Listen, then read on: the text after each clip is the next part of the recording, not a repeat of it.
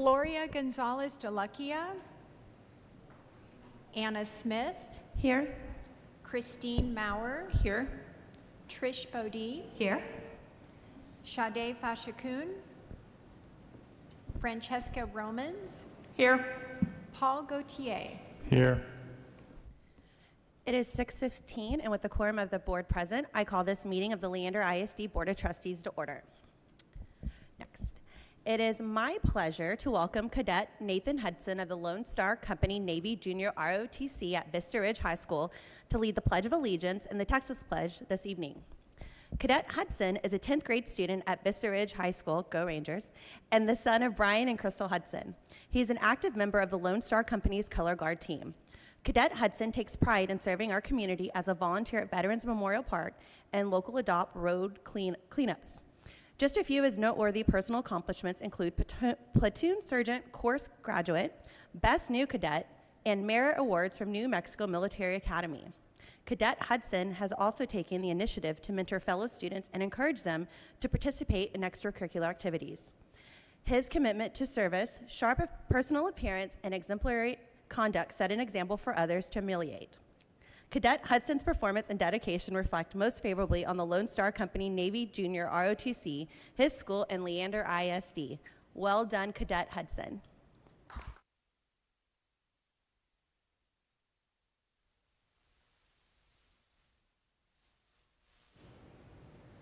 Will you please stand and join me for the pledges? I pledge allegiance to the flag of the United States of America and to the republic for which it stands, one nation, under God, one and indivisible, with liberty and justice for all.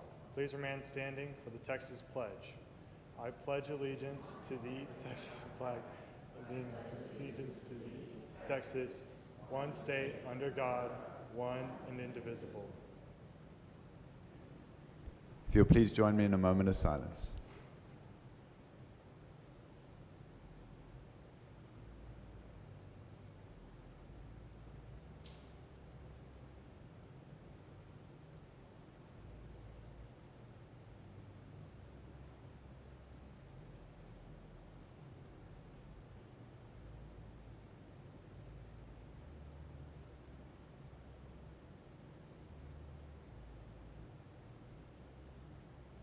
Thank you.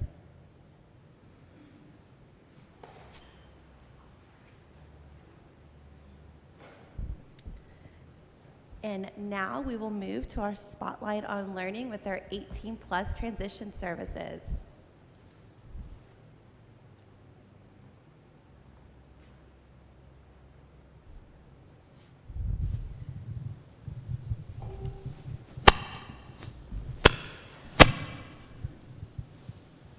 Welcome. We're so excited to have y'all.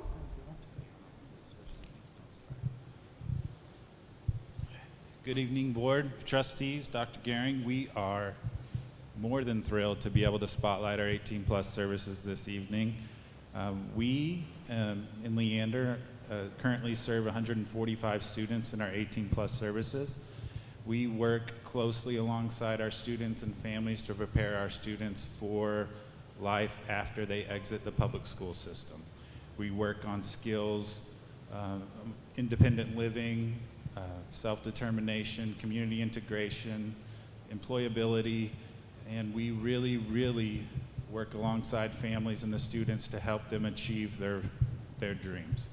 And so I am very honored to be joined by 3 of our 18+ students, 2 current and 1 former.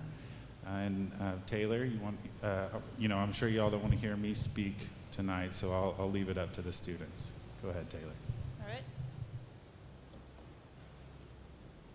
My name is Taylor Hill. I'm 20 years old. I went to Leander High School. I finished LHS in 2021. At Leander, I participated in the vocational program with Ms. Smith. She taught me work skills, how to behave at work, and helped me to get my first job at the Leander Chamber of Commerce. After that, attending 18+, I continued to grow. I developed a better resume and grew in confidence and socially. Ms. Gowden is a really nice person who helped me get a second job at Old Navy. Now I'm in Project Search.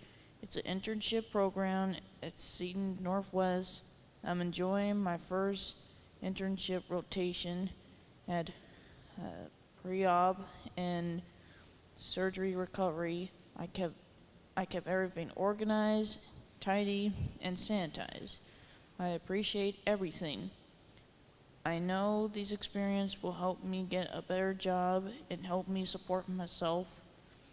I'm having a great time and a great experience. 18 plus service can help others to get their jobs to be independent like me.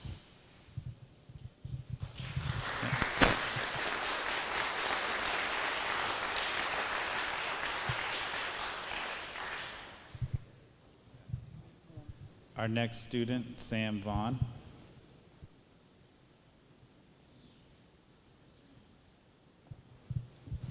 Hi, my name is Sam Vaughn. I am an adult with autism. I have been in 18 plus program. This is my third year. I enjoy coming to 18 plus class because I learned how to go places by myself and with friends. I have learned to use Uber and Lyft as well. I can now budget and save my money for bills and for my future. I am looking into going to ACC with help from my teachers and job coaches. I have gotten a job at Whataburger and have been working for almost a year. I have really learned how to speak up for myself and let my bosses know what will overwhelm me. I have learned what I have learned how to speak up. Yeah, hold on. Where is it?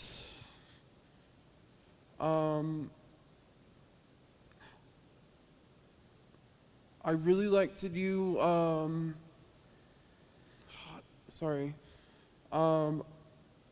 I have also learned what I really like to do, what parts of work.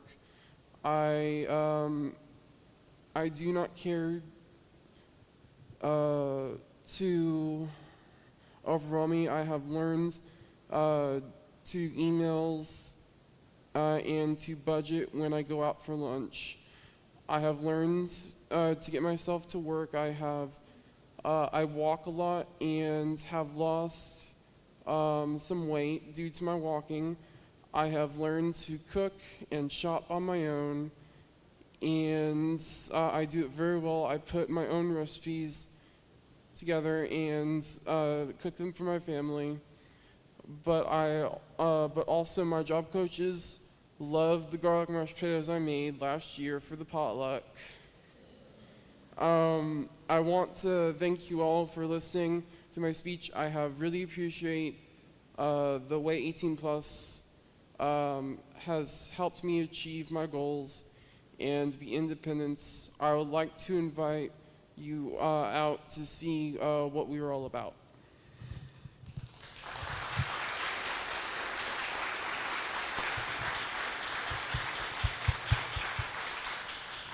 And our Good. last student, Kirk France. Sorry, Kirk. Oh, you're good.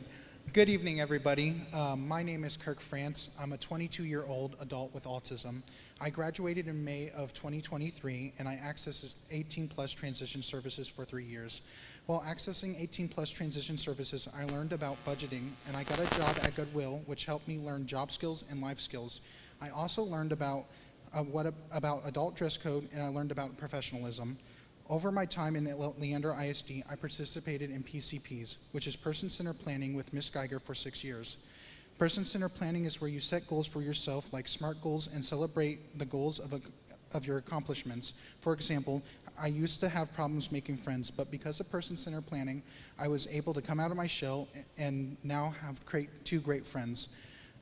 Person-Centered Planning also helps me find my strengths and weaknesses. It helped me organize my thoughts. For example, I have trouble remembering things. It helped me figure out that if I take notes, I will remember what I need to do or need to ask later in the day. For example, at work, I suddenly remember that I need to tell the doctor I'm seeing seeing something later in the day. So I write down my thoughts. Because I have determined that I need these strategies, I use them, and that is something I was able to participate or practice a lot while in 18 plus. While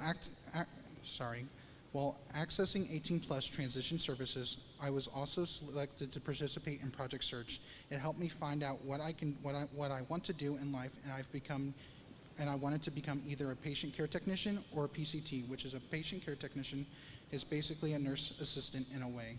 Without Project Search, I would not have found out what I love to do. I want to celebrate that I'm currently working at Crystal Falls Vision Center, and I work 24 hours per week. This job helped me build up skills such as filing patients' insurance and billing. I know this job will help me with my career down the road. At this point of the life, I am in complete control of my life, and I'm very happy. I'm so very proud of myself because I'm currently learning how to drive, and this has been a goal of mine for 4 years. Another big accomplishment is that I really do budgeting. I was able to save up money, and I was able to buy an original Nintendo. I was able to take it apart, clean it, and put it back together. I've also found myself, and I know who I am and what I bring to my world. I also now do a Bible study, and I've gotten closer to my family, and I'm really happy with my life. I want to thank all the Board of Trustees for supporting meaningful outcomes. My life is a great place, and that took a lot of work. Thank you all.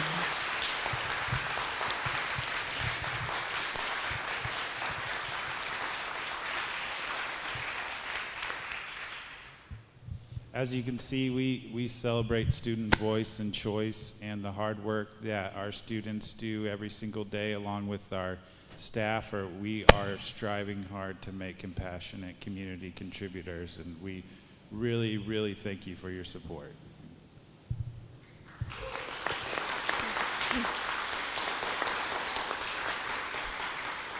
Taylor, Sam, and Kurt, thank you all so much for being here tonight and telling your story.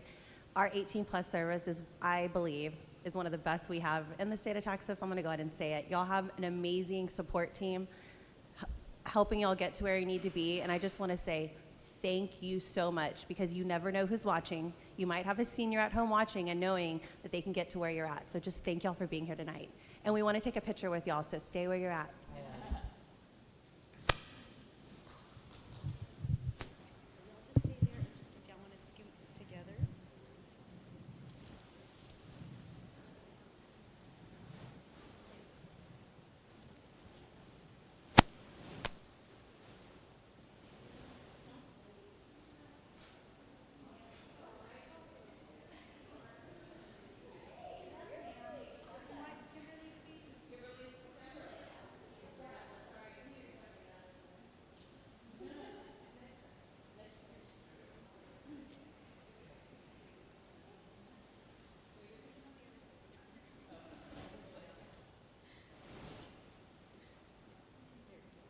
Yes, if parents want to get a picture, you can more than welcome to walk around this meeting.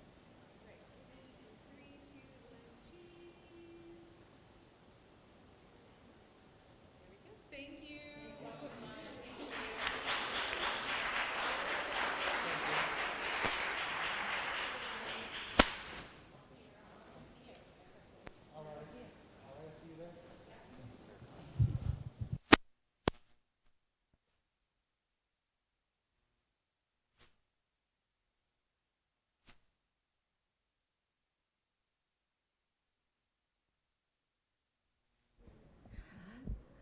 Again, thank you so much for being here. I love our spotlight on learning. Next, we're gonna go to our recognition, and we're gonna watch a video recognizing our IT professionals.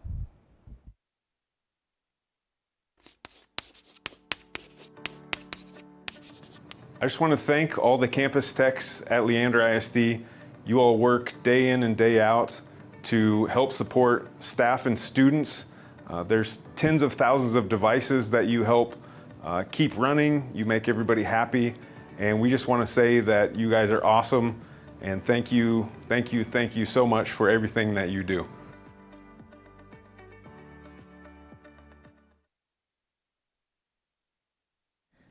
We love our IT professionals, especially after a couple of weeks they've had. And next is the citizens' comments portion of our agenda. But before I invite the first speaker to the podium, we're going to watch a short introductory video. When presenting complex information. Remember that school children is Kaveri, and I'm a 7th grader at Stiles. Hello, my name is Kaveri, and I'm a 7th grader at Stiles Middle School. The district and the Board of Trustees are the local government body responsible for serving the educational needs of all school children, like me and my friends here in the Leander Independent School District. Their mission is to cultivate each individual student while creating a safe and supportive environment. The board is now taking up the citizen comment agenda item. This is dedicated time during the meeting to hear from the whole community, and the entire LISD family is listening. The district believes the Leander family thrives when we ensure a welcoming, safe, and caring environment. To our speakers, before you speak, we hope you have read community guidelines specified in board operating procedures and BED local. The board wants to hear from everyone. Please be mindful of your conduct and the example you're choosing to set when presenting complex information. Remember that school children of all ages may participate in board meetings, either by watching them online, or you might even see some of us in the audience. Still, remember that there are other ways you can communicate with the board. You can send them an email, come to a board cafe, or just tell them that you would like to chat sometime. When the board president calls your number, remember, watch the timer and focus your remarks to the time allotted. We know it can be hard, but please conclude your comments when you hear the chime. Speaker number 1. Speaker number 1, I don't see them in here. All right, speaker number 2.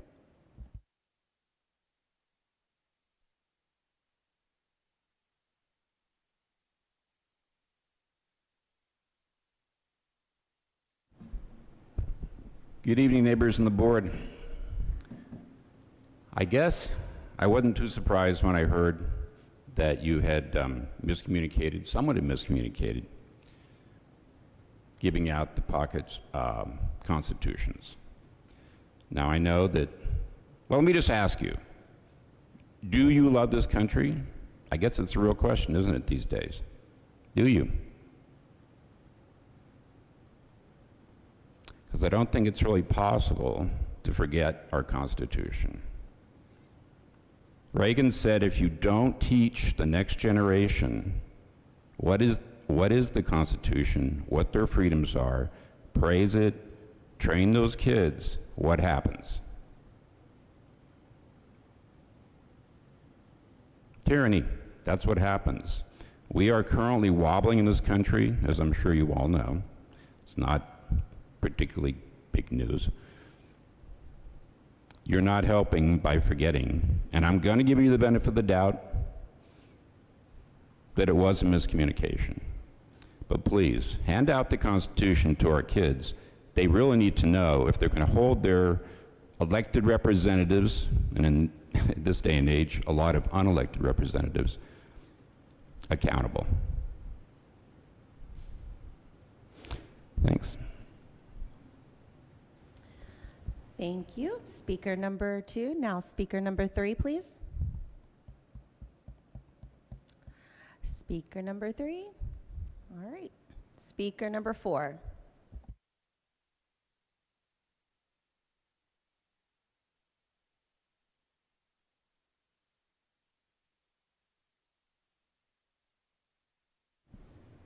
Hi, y'all. I'm just here today to talk about something fun, the high school choral showcase that took place on Monday. I was so lucky and I got to go. This event was such a cool testament to the vibrant arts and educational community we've fostered here, specifically highlighting the exceptional talent with our high school choirs. It was just such a cool display of musical performance and dedication from all of our LISD high school choirs. It showcased the abilities of the students who, under the guidance of those awesome directors and mentors, delivered performances only 5 weeks into the school year, by the way, that left a lasting impression on everyone in attendance. I know some of y'all were there. It was awesome. I also want to say a special shout out to the Leander High School Choir that my daughter's in. Shout out to Mr. Saldana and Miss O'Malley. They're awesome. What struck me the most on Monday night was just the sense of unity and camaraderie amongst all those students, no matter what high school they were from. They were all cheering each other on. They were all screaming for each other. They were yelling each other's name. It was just so cool to watch. These are kids who all go to different high schools. They're normally competing against each other. It's usually a competitive environment, and this was just fun for them. And it was so cool, you know, just regardless of what happens in this room, what the adults are fighting about on Facebook or in here, those are our kids. That's why we're all here. And watching them come together like that, I feel like we could be, maybe they're setting examples for us. So I just wanted to bring that up and say how great it was, and thank you guys for showing up too, always for our kids. Thanks. Thank you, speaker number 4. Now speaker number 5, please.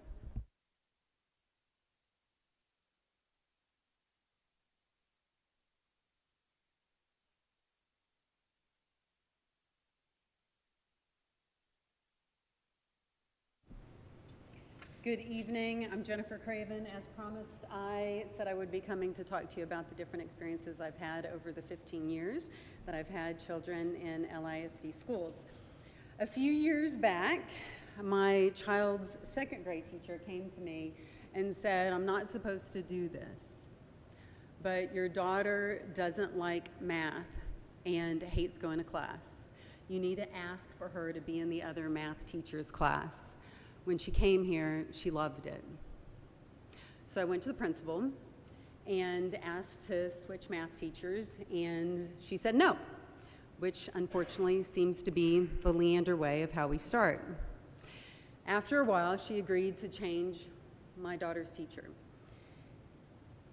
And then recently, I was told that it was district policy not to change teachers, and had it clarified that it's not district policy, despite what I was told. So we love that teacher for a lot of reasons. And we're not perfect as a family. My daughter's not perfect. But in May, she made a near perfect SAT score in the 99th percentile. And it started with that second grade teacher who advocated for her. And I don't know why teachers wouldn't be able to advocate for their students and have to do it quietly. So when you look out for our children, you earn our trust. Thank you. Thank you, speaker 5. Excuse me. Speaker number 6.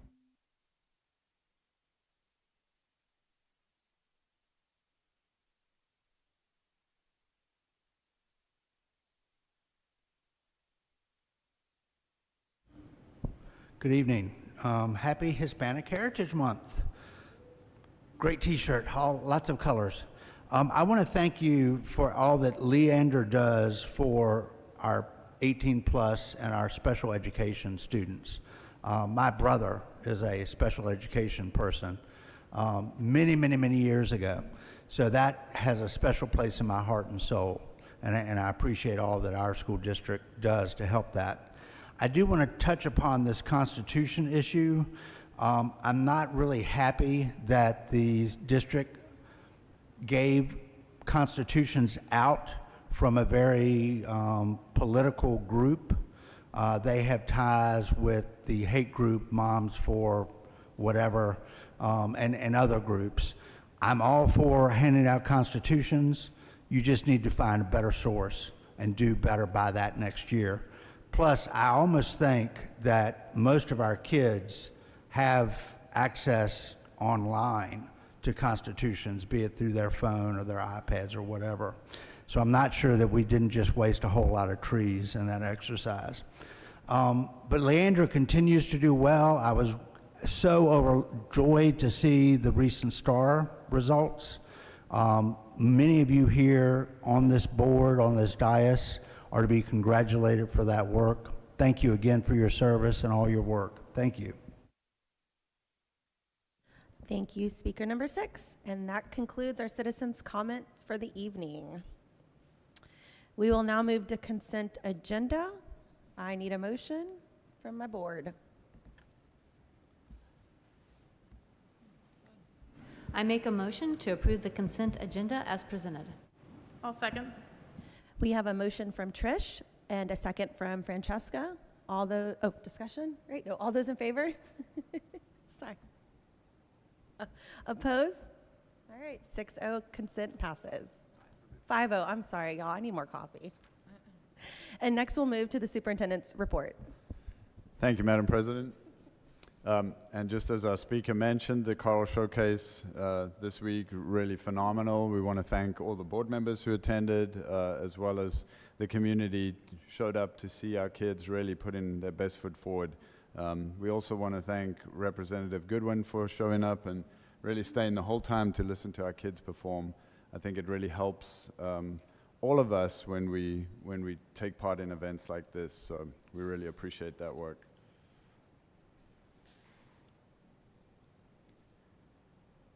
We'll talk a little bit about empowered staff and take a slightly different take on this. In your folders, I think you have a copy of this sheet, which is our campus leadership profile. And we talk a lot about the graduate profile and our students, and we talk a lot about teachers often, but we seldom talk about what we're looking for in our leaders in the district. And so I thought I'd just highlight this briefly. And we're just going to go down the left-hand side of this. We're not going to read everything that's on here. But we do really expect these aptitudes of our instructional leaders, of our campus leaders in the district. As an instructional leaders, our decisions focus on positively impacting student learning. And that's related, of course, to the learning model, where a focus on student learning is right at the center of everything that we do. As interrelational leaders, our actions focus on building and maintaining our interdependence. As executive leaders, our words and actions align with and model the core values as we've shared and laid out together over the last several years. As cultural leaders, our vision supports high expectations and excellence for all, as you've witnessed here tonight with our 18+ students program. And as a transformational leader, our efforts are driven by a results-oriented mindset. And you'll see that as we flow out our community-based accountability system in the next several days.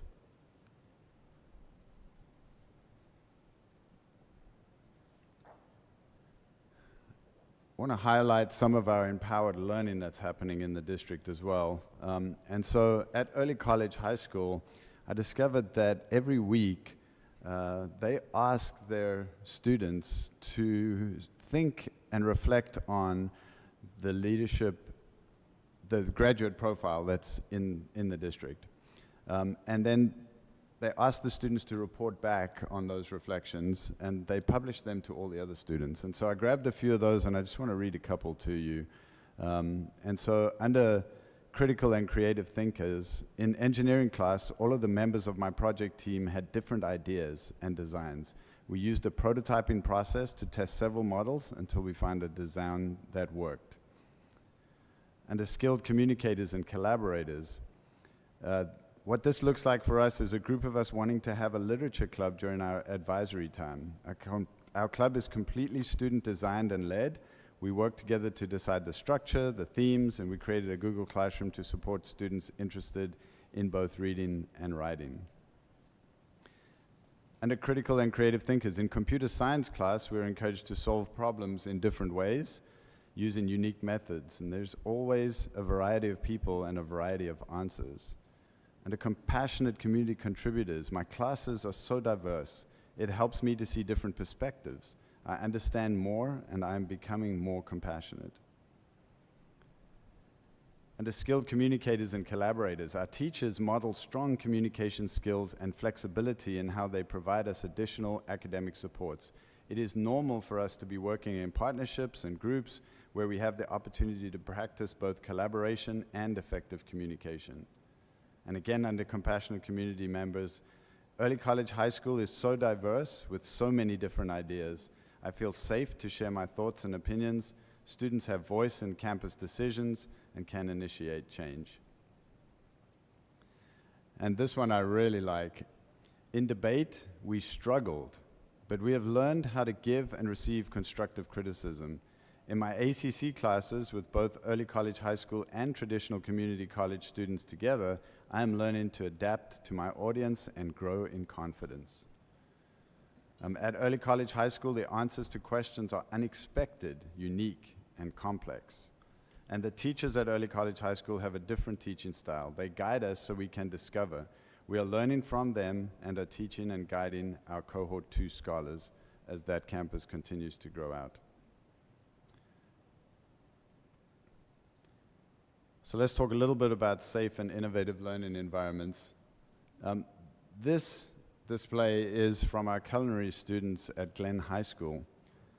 But in order to produce that, of course, they have to have the right environment. And so when we talk about safe and innovative learning environments, we're talking about the opportunities that we provide for our students to do things, and we'll go backwards, like that. And not only that, but we have lots of other CTE opportunities in the district as well that require and allow our students to use sometimes dangerous machinery. And so our opportunity is to make sure that they learn all of the safety requirements of those opportunities, but also that we have spaces that they can do that kind of exploring in. And we'll end, of course, with some of our boys again from the Choral Showcase this week. And with that, Madam President, I'm happy to answer any questions. Board members, do you have any questions? All right, well, thanks, Dr. Gearing. That was a great report. All right, board members, we're going to skip around because we have some very important guests with us tonight. We're going to move down to 7C1, and we're going to get the LEAF annual report from our Education Foundation.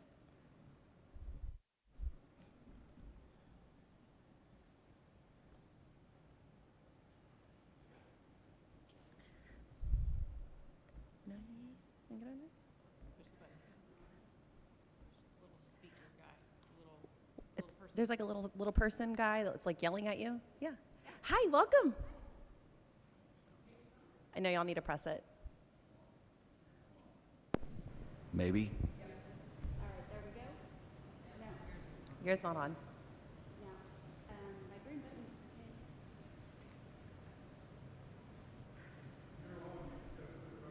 all right, maybe I'm not, I can talk loud.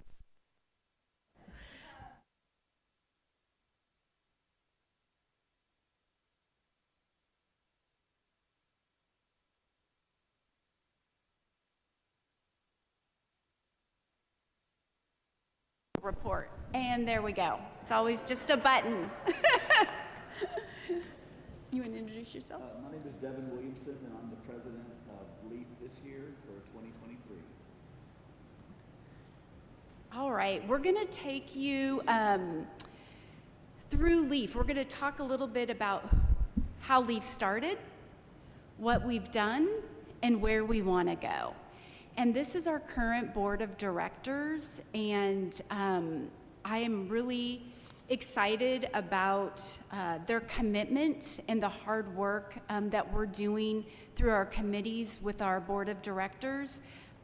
We have about 18 who have joined, and just excited to have each and every one be a part of our mission and vision. So who is LEAF? What are we, and how are we different? How are we different from a PTA or a booster? So we are your education foundation, and we support every single student and staff in the entire district. And here are just a couple of student and staff stories. The first one is we align with the strategic goals that the district has, kind of like what Dr. Gearing was sharing a little bit earlier. And so empowered staff, Ashley Pope had an idea for students, and she wrote a grant. She got a grant. So then she implemented the program. The students loved it, and she had it at Glen and Vandergrift, and her students loved it. She increased students. She needed more funding. She asked for more funding through a grant. She got it. Now the other 4 high schools want to roll it out. And that's where she comes to LEAF, and we talk about bringing that in as a program so we can impact more and more students across all 6 high schools. The middle one is the college coach. We have college and career coaches at each of the 6 high schools, and these are retired teachers and counselors, and they are solely there to work with our students to help them plan for what they're going to do after they leave Leander. And so that's a big part of the student empowerment and innovation. And then the last one is our 18+ students. And so you got to hear from them tonight. That's Jacob. And he got to speak at State of the District in June, and he had never had the opportunity to be a public speaker. And so we were excited to have him a part of the event. And LEAF has also funded some other initiatives with the 18+ transition team. They invited you to come. They're out at Cedar Park High School, and they have a portable where they have it's set up so they can learn the different ways to learn and go live independently. We were awarded some grant funds to get them all the appliances that they need. We've also given them some grant funding for kitchen utensils and that sort of thing. And so those are just a few of the programs and students that we touch across the district. I'm really proud of what we do. And then this is just a brief timeline. LEAF is about 16 years old. We were started by a group of volunteers in 2007, and they did some little grants here and there. And then we had our first executive director, Gloria, who joined in 2014. And Gloria came and she really set the foundation. So she started, the Mudsicle and the Gala and Star and State of the District. And she built those community relationships, and she started employee giving. And she was executive director for 4 years. And when she left, we were just under a $300,000 foundation. And then Kristen Hughley came on board, and she was here also for 4 years. And she left in 2022, and when she left, we were a $640,000 education foundation. And so we're gonna just continue that momentum and that excitement. We're gonna strive to be $1 million foundation, and we're gonna do it with the help of our community and our business partners. I'm just going to talk about the summary of the last 5 years of the raising of the funds and also of the giving out of the funds. We've raised $2.6 million in revenue over the last 5 years, given out $1.8 million invested back into the classrooms at Leander ISD programs, impacted 228,000 students, and we've given out 350 teacher grant awards, and that's something that's very special for LEAF. This is what we do. We love to help out the teachers. 1.8 million, I love seeing that. Here's just a quick summary of the last year, the annual report. One of the things that LEAF does really well is we keep our expenses low. And so the ratio of what we put back into programs versus our expenses is lower than industry standard. And then our next one is, so where does our revenue come from? It comes from our community. It comes from the monthly donors. It comes from our annual partners. It comes from grants. We do some grant writing. That's how we raise the funding for the mental health specialist that we funded for 3 years. We also have several events. I know the gala is very popular among many, and we'll have that again in January. And we also have State of the District. And then just general giving and donations from businesses all throughout our community, our generous donors. And they're the ones that, are gonna get us to that $1 million foundation. And then the last is, we kind of touched on this a little bit, but how we impact our students and staff are these various programs that, just in 5 years, we've invested $1.8 million. And we'll continue to work with the district to identify, the students that are in need the gaps in public funding that, you know, LEAF can help fill. And the last slide is, so where are we going? So where are we going? To the Emerald City. Audrey put this together for us, it's fun. So LEAF has done a really good job, as you can see, raising funds. One of the areas that we can improve on is telling our story.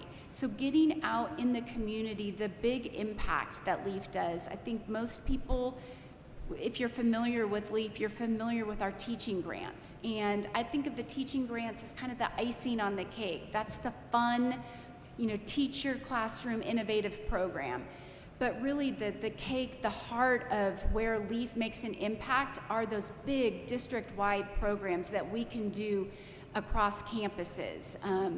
You know, from, you know, college coaches to incubator curriculum across all of the elementary, middle, high school programs. And that's, you know, that's where we focus. Let's see what else. Our board, like I said, our board is doing some work on committees to put some parameters together on what we're going to fund, and, you know, just looking at other areas to fund, telling our story. And then one other area that we're working on from revenue is monthly giving. So monthly giving for a nonprofit makes a huge impact. It's recurring revenue that you can budget for much more effectively than an event.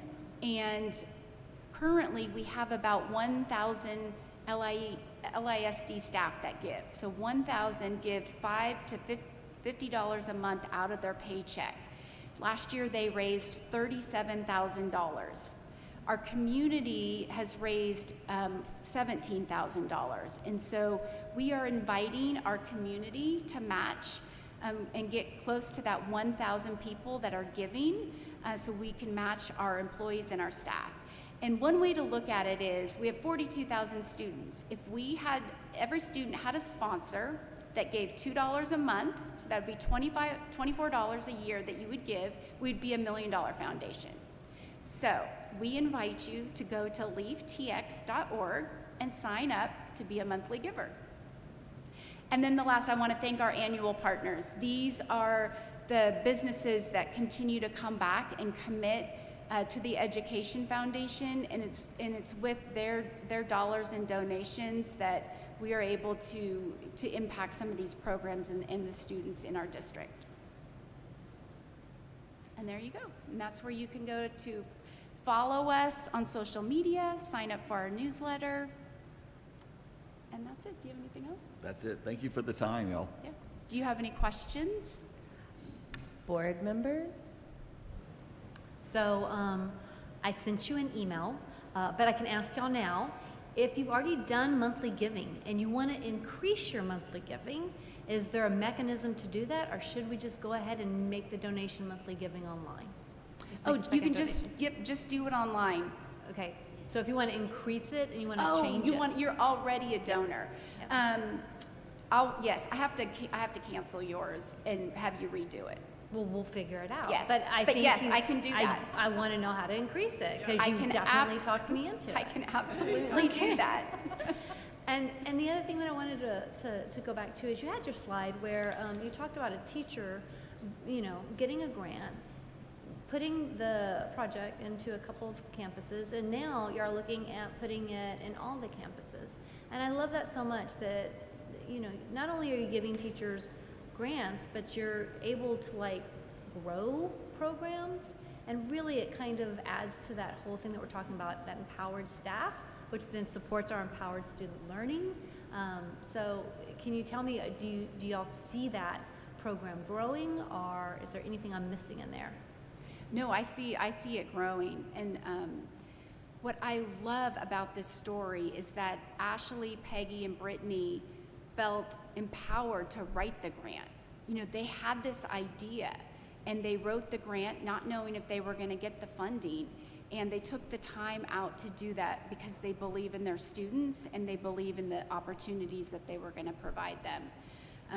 With our grant funding, every applicant has to fill out a grant report to get additional funding. So they have provided the data over time, and we've analyzed that data with our staff and then also with the executive board. And we are giving them additional funding this year to roll it out to the other 4 high schools, and then we'll evaluate it in our fiscal year for next year. But those are the programs that, you know, if we can grow them and they're making an impact, we want to look at that. I had some questions. Yes. So this gala, when is the date and what is the theme? So it's January 27th, and it'll be at the Crossover, and our theme is the Emerald City. So we're tying into the No Place Like Home. I love it, I love it. And I also just wanted to also mention, I mean, our Education Foundation, I feel like in the last, it's just really amplified, but what I mean by that is really hitting all of sectors of Leander ISD. And I remember I went to, I'm gonna get it right, Read and Roll for parents as teachers. And you talk about family engagement, you guys were out there with books, and kids were so excited just to have a book. But I feel like I see the Education Foundation everywhere when it comes to books. And I just wanna say thank you for that. You're giving an opportunity to students in our community. As someone who didn't have access to books growing up, it's just such a powerful thing to be able to have an Education Foundation making sure our kids are getting those books and having fun and making sure reading's fun. The other thing I wanted to say is we have a lot of people moving into Leander ISD. How can they get involved with LEAF? How can they help LEAF? What is a way for our community to get involved without being a board member, because that can be kind of scary for people. But what is a good way for our community to really get out there and help support LEAF?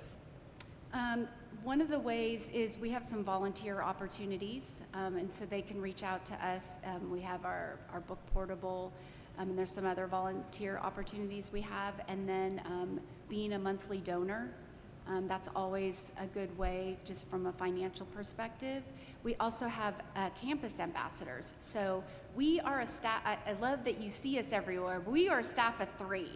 And so, and right now we're a staff of 2 because Audrey had her baby. Yes, she had her baby today. And so she'll be on maternity leave for a little bit. But, you know, we rely on our community to be the voice for us on their campuses. And so we have campus ambassadors.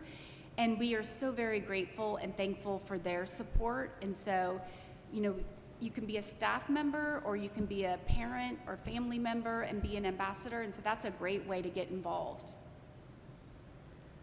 Well, thank y'all so much. I really appreciate all the work you're doing. I know I see y'all everywhere, but I know most importantly, our campuses, they see you and they love you, and just keep doing what y'all are doing. And I'm looking forward to the gala. Thank you. Does anyone else have any questions? No? All right. Thank you. Thank you.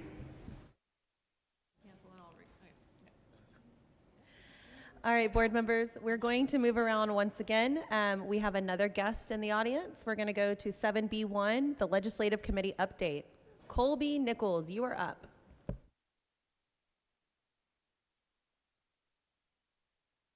And Pete Pape. Thank you very much. I'm going to try not to take up too much of your time tonight. I just kind of wanted to go over where we are, what we're doing. Obviously, we know there's a special session coming. The governor made as much clear in a town hall the other day. I would look for the second, third week of October to kind of kick that off. We could be in for 1, could be in for 2, could be in for 3. It's hard to know at this point. As far as what's going to be on the call, number 1 obviously is going to be vouchers. We know that. Possible things that could accompany that could be finance, which I'll turn over to Pete here shortly. As a big part of that, obviously teacher compensation is going to be discussed widely. You could see some discussion about testing, and I'm not going to say accountability because to me those two things are different, right? But I do think it's possible, especially with vouchers potentially, you know, there being some sort of settlement there, you could see these other things come into play later on down the road. So on finance, I'll just say anecdotally, been across the state, I had the opportunity to visit with a lot of superintendents over the past 2 or 3 months. And I'll tell you, we have a systemic issue going on with finance. A lot of districts that have never adopted a deficit budget in their existence have adopted deficit budgets. It's just kind of unprecedented what we're seeing right now. So obviously there's something going on, and I'm not a school finance expert, but there's something going on, and it's across the landscape. So I'll let Pete kind of touch on y'all's specific situation here and what's going on here.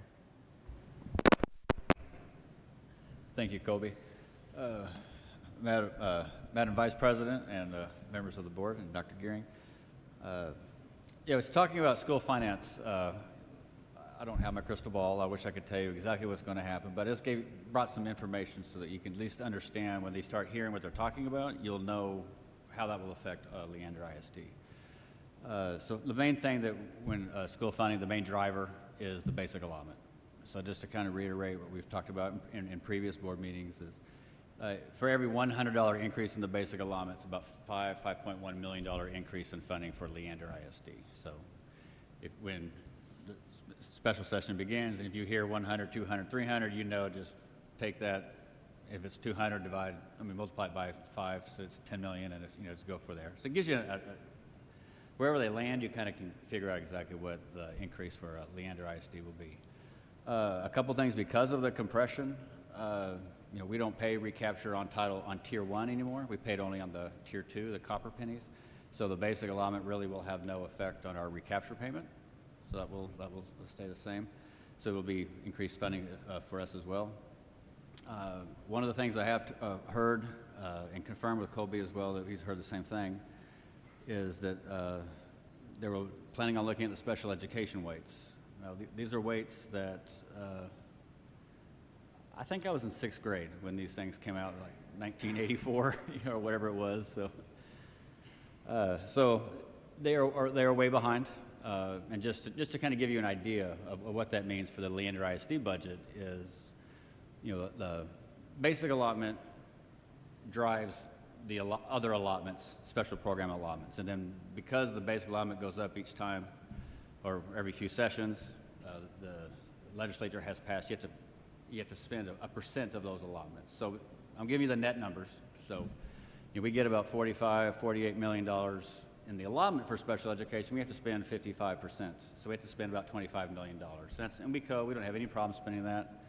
We actually spend about $58 million on special ed programs for our students of Leander ISD. And we're glad to spend it. It's the program that we are happy, and it's what's best for our students. However, it would be nice to have the state kind of update some of these weights because they are woefully behind and inadequate. Because currently we spend $33 million of our budget, more than we have to spend on special ed programs to subsidize that, if you will. So any increase in that weight will increase the revenue that we receive to help us cover the costs that we're already spending on special education and the services that we provide and are known for providing for our students throughout the central Austin area. The other area that we have heard about, and I don't think should be a surprise to anyone, I just don't have any idea what the amount or how it will be derived. I would assume it would be some kind of a per student amount, but who knows, is the security, the safety and security. That's huge for every district across the state of Texas. It's huge for our legislature. We had a presentation here, a board meeting ago, if I recall, is about up and running. The plan would be about $4.8 million on an annual basis, with about a $2 million startup cost, and it would take about 2 to 3 years to get that going up at full speed at that level. So any funding that the state can provide would help offset that. I would be overjoyed and thrilled if it was $4.8 million, but I'm not going to hold my breath. But anything that we would do will be monies that we won't have to take from other programs or other areas, or delay or reduction or raise, in the future years. So I appreciate the legislature for bringing it and having those discussions. I hope they're able to make the decision that really invest in the public education so we can continue to provide the great services for our students.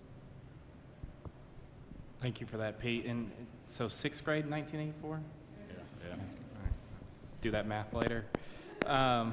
So reviewing our priorities, that's one of the big things that we've been doing as a committee, and really looking at, do the priorities that we adopted for the regular session, are they going to fit into what the goals and plans are for LISD? For instance, Trish has brought up to the group that, we actually don't mention the basic allotment in our priorities. We talk about an inflationary measure, and obviously the clear-cut path for a lot of legislators in solving some of the funding issues is to dump money into the basic allotment. It's the most equitable tool that we have. So we're kind of talking through, do we need to make those adjustments? Is that something that we need to do? Do we need a separate document? And something that we can give out to our community and also our legislators. And then finally, on that note, we're kind of looking at the best ways to keep the community up to speed, engaged on the issues y'all are prioritizing, and just kind of talking through some of the available avenues in order to do that. So, are there any questions? Board members? Of course. Yes. Yes. I think the board and the community should be aware that the legislative committee is very active, and we do have regular calls that we're doing. For board, if you have an idea on language or something you'd like to see in priorities or resolution, if we end up updating that, please let Cindy know, so then that can get to the committee, and Colby we can all talk about that and work on that. The other item is, how do we help educate our community on the issues that are impacting us in a meaningful way that means something to them, and in a way that's not overwhelming with all the other communication coming out of our families. If y'all have a suggestion or idea or something you think would be helpful, please let Cindy know, and we will talk about that at the committee. I have a question I wanted to follow up with Pete on numbers, because I gave him a heads up that I was going to ask about this. There are two areas where I see, when I look at like some big picture impacts or some, oh my, that was an impact that was completely out of left field. We've talked about inflation, so inflation does impact our numbers, and we haven't increased the basic allotment to match inflation. It would be $1,000, I believe, is the numbers we've said, if we raised basic allotment to match the inflation that we've seen. And that's just the regular inflation of what, 8, 9%? Where am I at on that? It's about 9 to 10. Okay, 9 to 10. Okay, and then that's, when I think about that, the other item that we got hit on with inflation that I had no idea was our premiums in insurance. So what's the percentage of that increase that we saw, that we experienced? We received our property casualty renewal we received a couple months ago. Hang on. Second. Working? Oh.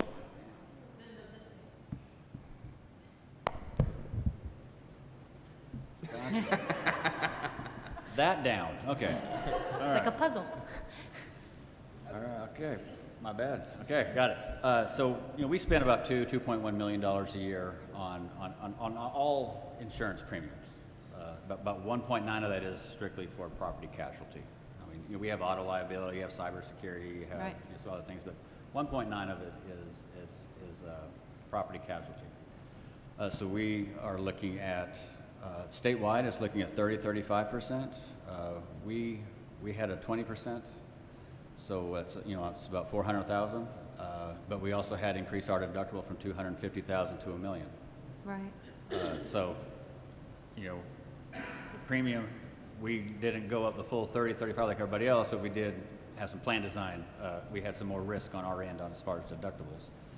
So we did spend 400,000 more on the premium, but if we have a storm, and the way the recent history has been, we'll probably have at least one. Mm-hmm. That's we're on the hook for the first $1 million.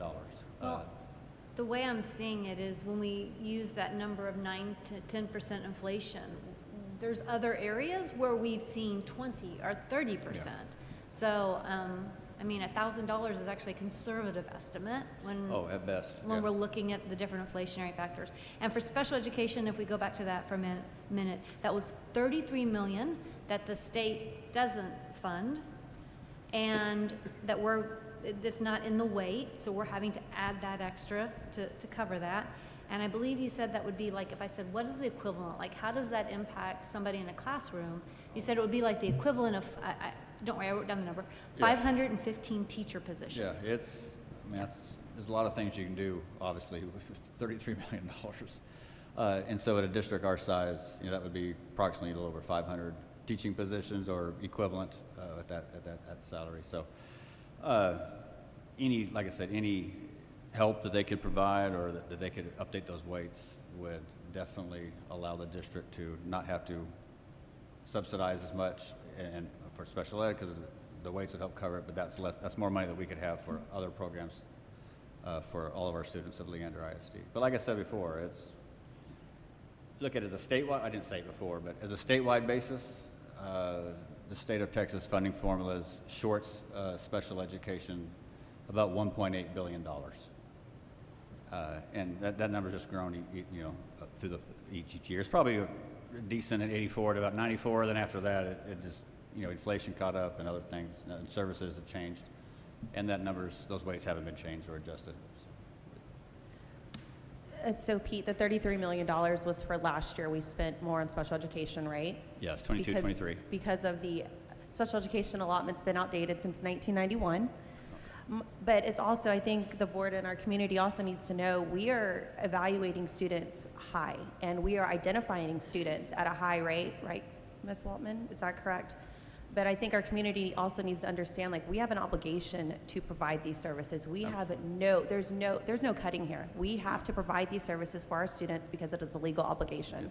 So what can our community, Colby, do to help advocate for those special education allotments? We know that there was a community with various individuals in the state. Nothing happened this session. We know that this is a big issue for a lot of our districts. We're seeing districts struggling right now because they can't provide the services they need because they don't have the funding. We're lucky as a district that we have a strong special service department and administration who understand the importance of funding this department. So what can our community do to try to put pressure on our legislators to understand this is a dire situation here? This is children's lives that are going to be impacted here. Yeah, I mean, the same things that we talk about all the time, both as a board and as a committee, engaging those legislators. I know people think letters don't help, emails don't help. They absolutely help. They matter, and especially when it comes to children. So if we can get those stories out there, that's my favorite thing to do with legislators is tell them stories and let them know what's really happening in people's everyday lives. And so, yeah, I think and this came up at the end of regular session, right? It kind of came into the conversation kind of late about House Bill 100. And then obviously that bill didn't make it past the finish line. But this, as Pete has said, this is something that's certainly on the minds of legislators. But right now, before we're in special, governor's office, lieutenant governor's office, and all of those legislators need to hear from those parents about how important these services are, what they do for their kids. I think that would go a long way. Because again, y'all have heard me say this, we're steeped in this, right? Your board members, we have admin, we have teachers. This is a world and a lot of these legislators don't come from that world. So the more you can talk about the intricacies and explain it to them, the better. Well, and I think, Anna, too, our legislative committee is going to be asking those hard questions of how we help explain and educate for our community and for our lawmakers on exactly what's going on. I feel like we've seen examples of how social media can get lost with the facts, and so we're going to need to work on the facts and make sure we get that out to our community. Any other question, board members? Thank y'all so much. Appreciate it. Ready for next session. Thank you. All right, board members, we're going to go back up to the top and we're going to hit Student Experience 7A1, 2023-2024 Instructional Material Selection Update.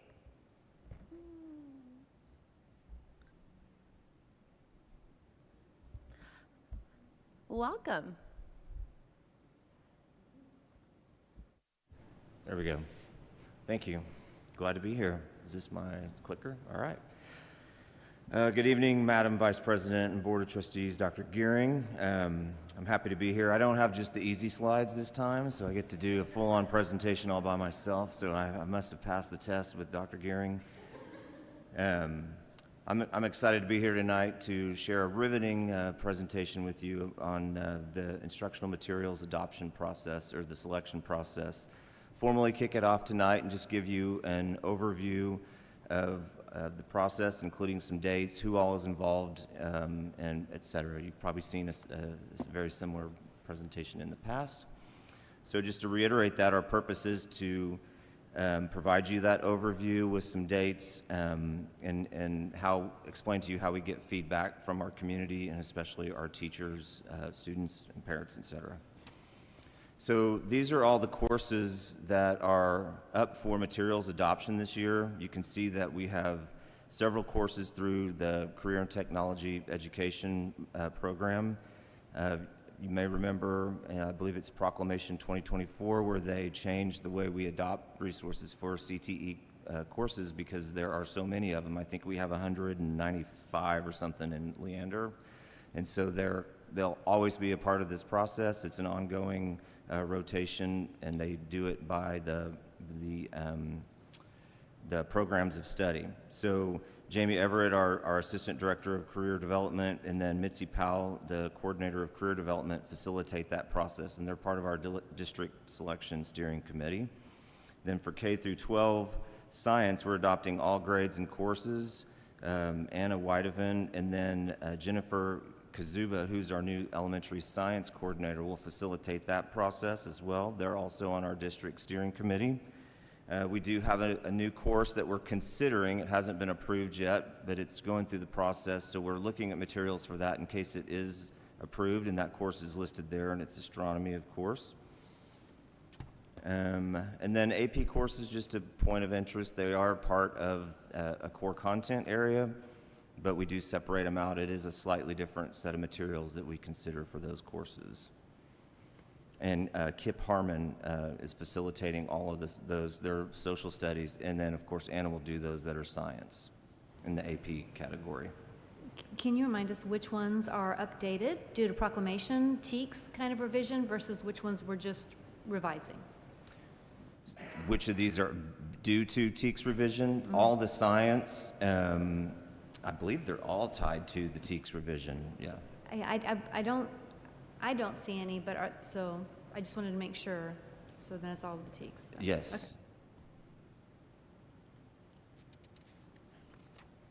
All right, so just a brief overview of who we involve in the process. Of course, we have quite a few Leander ISD staff.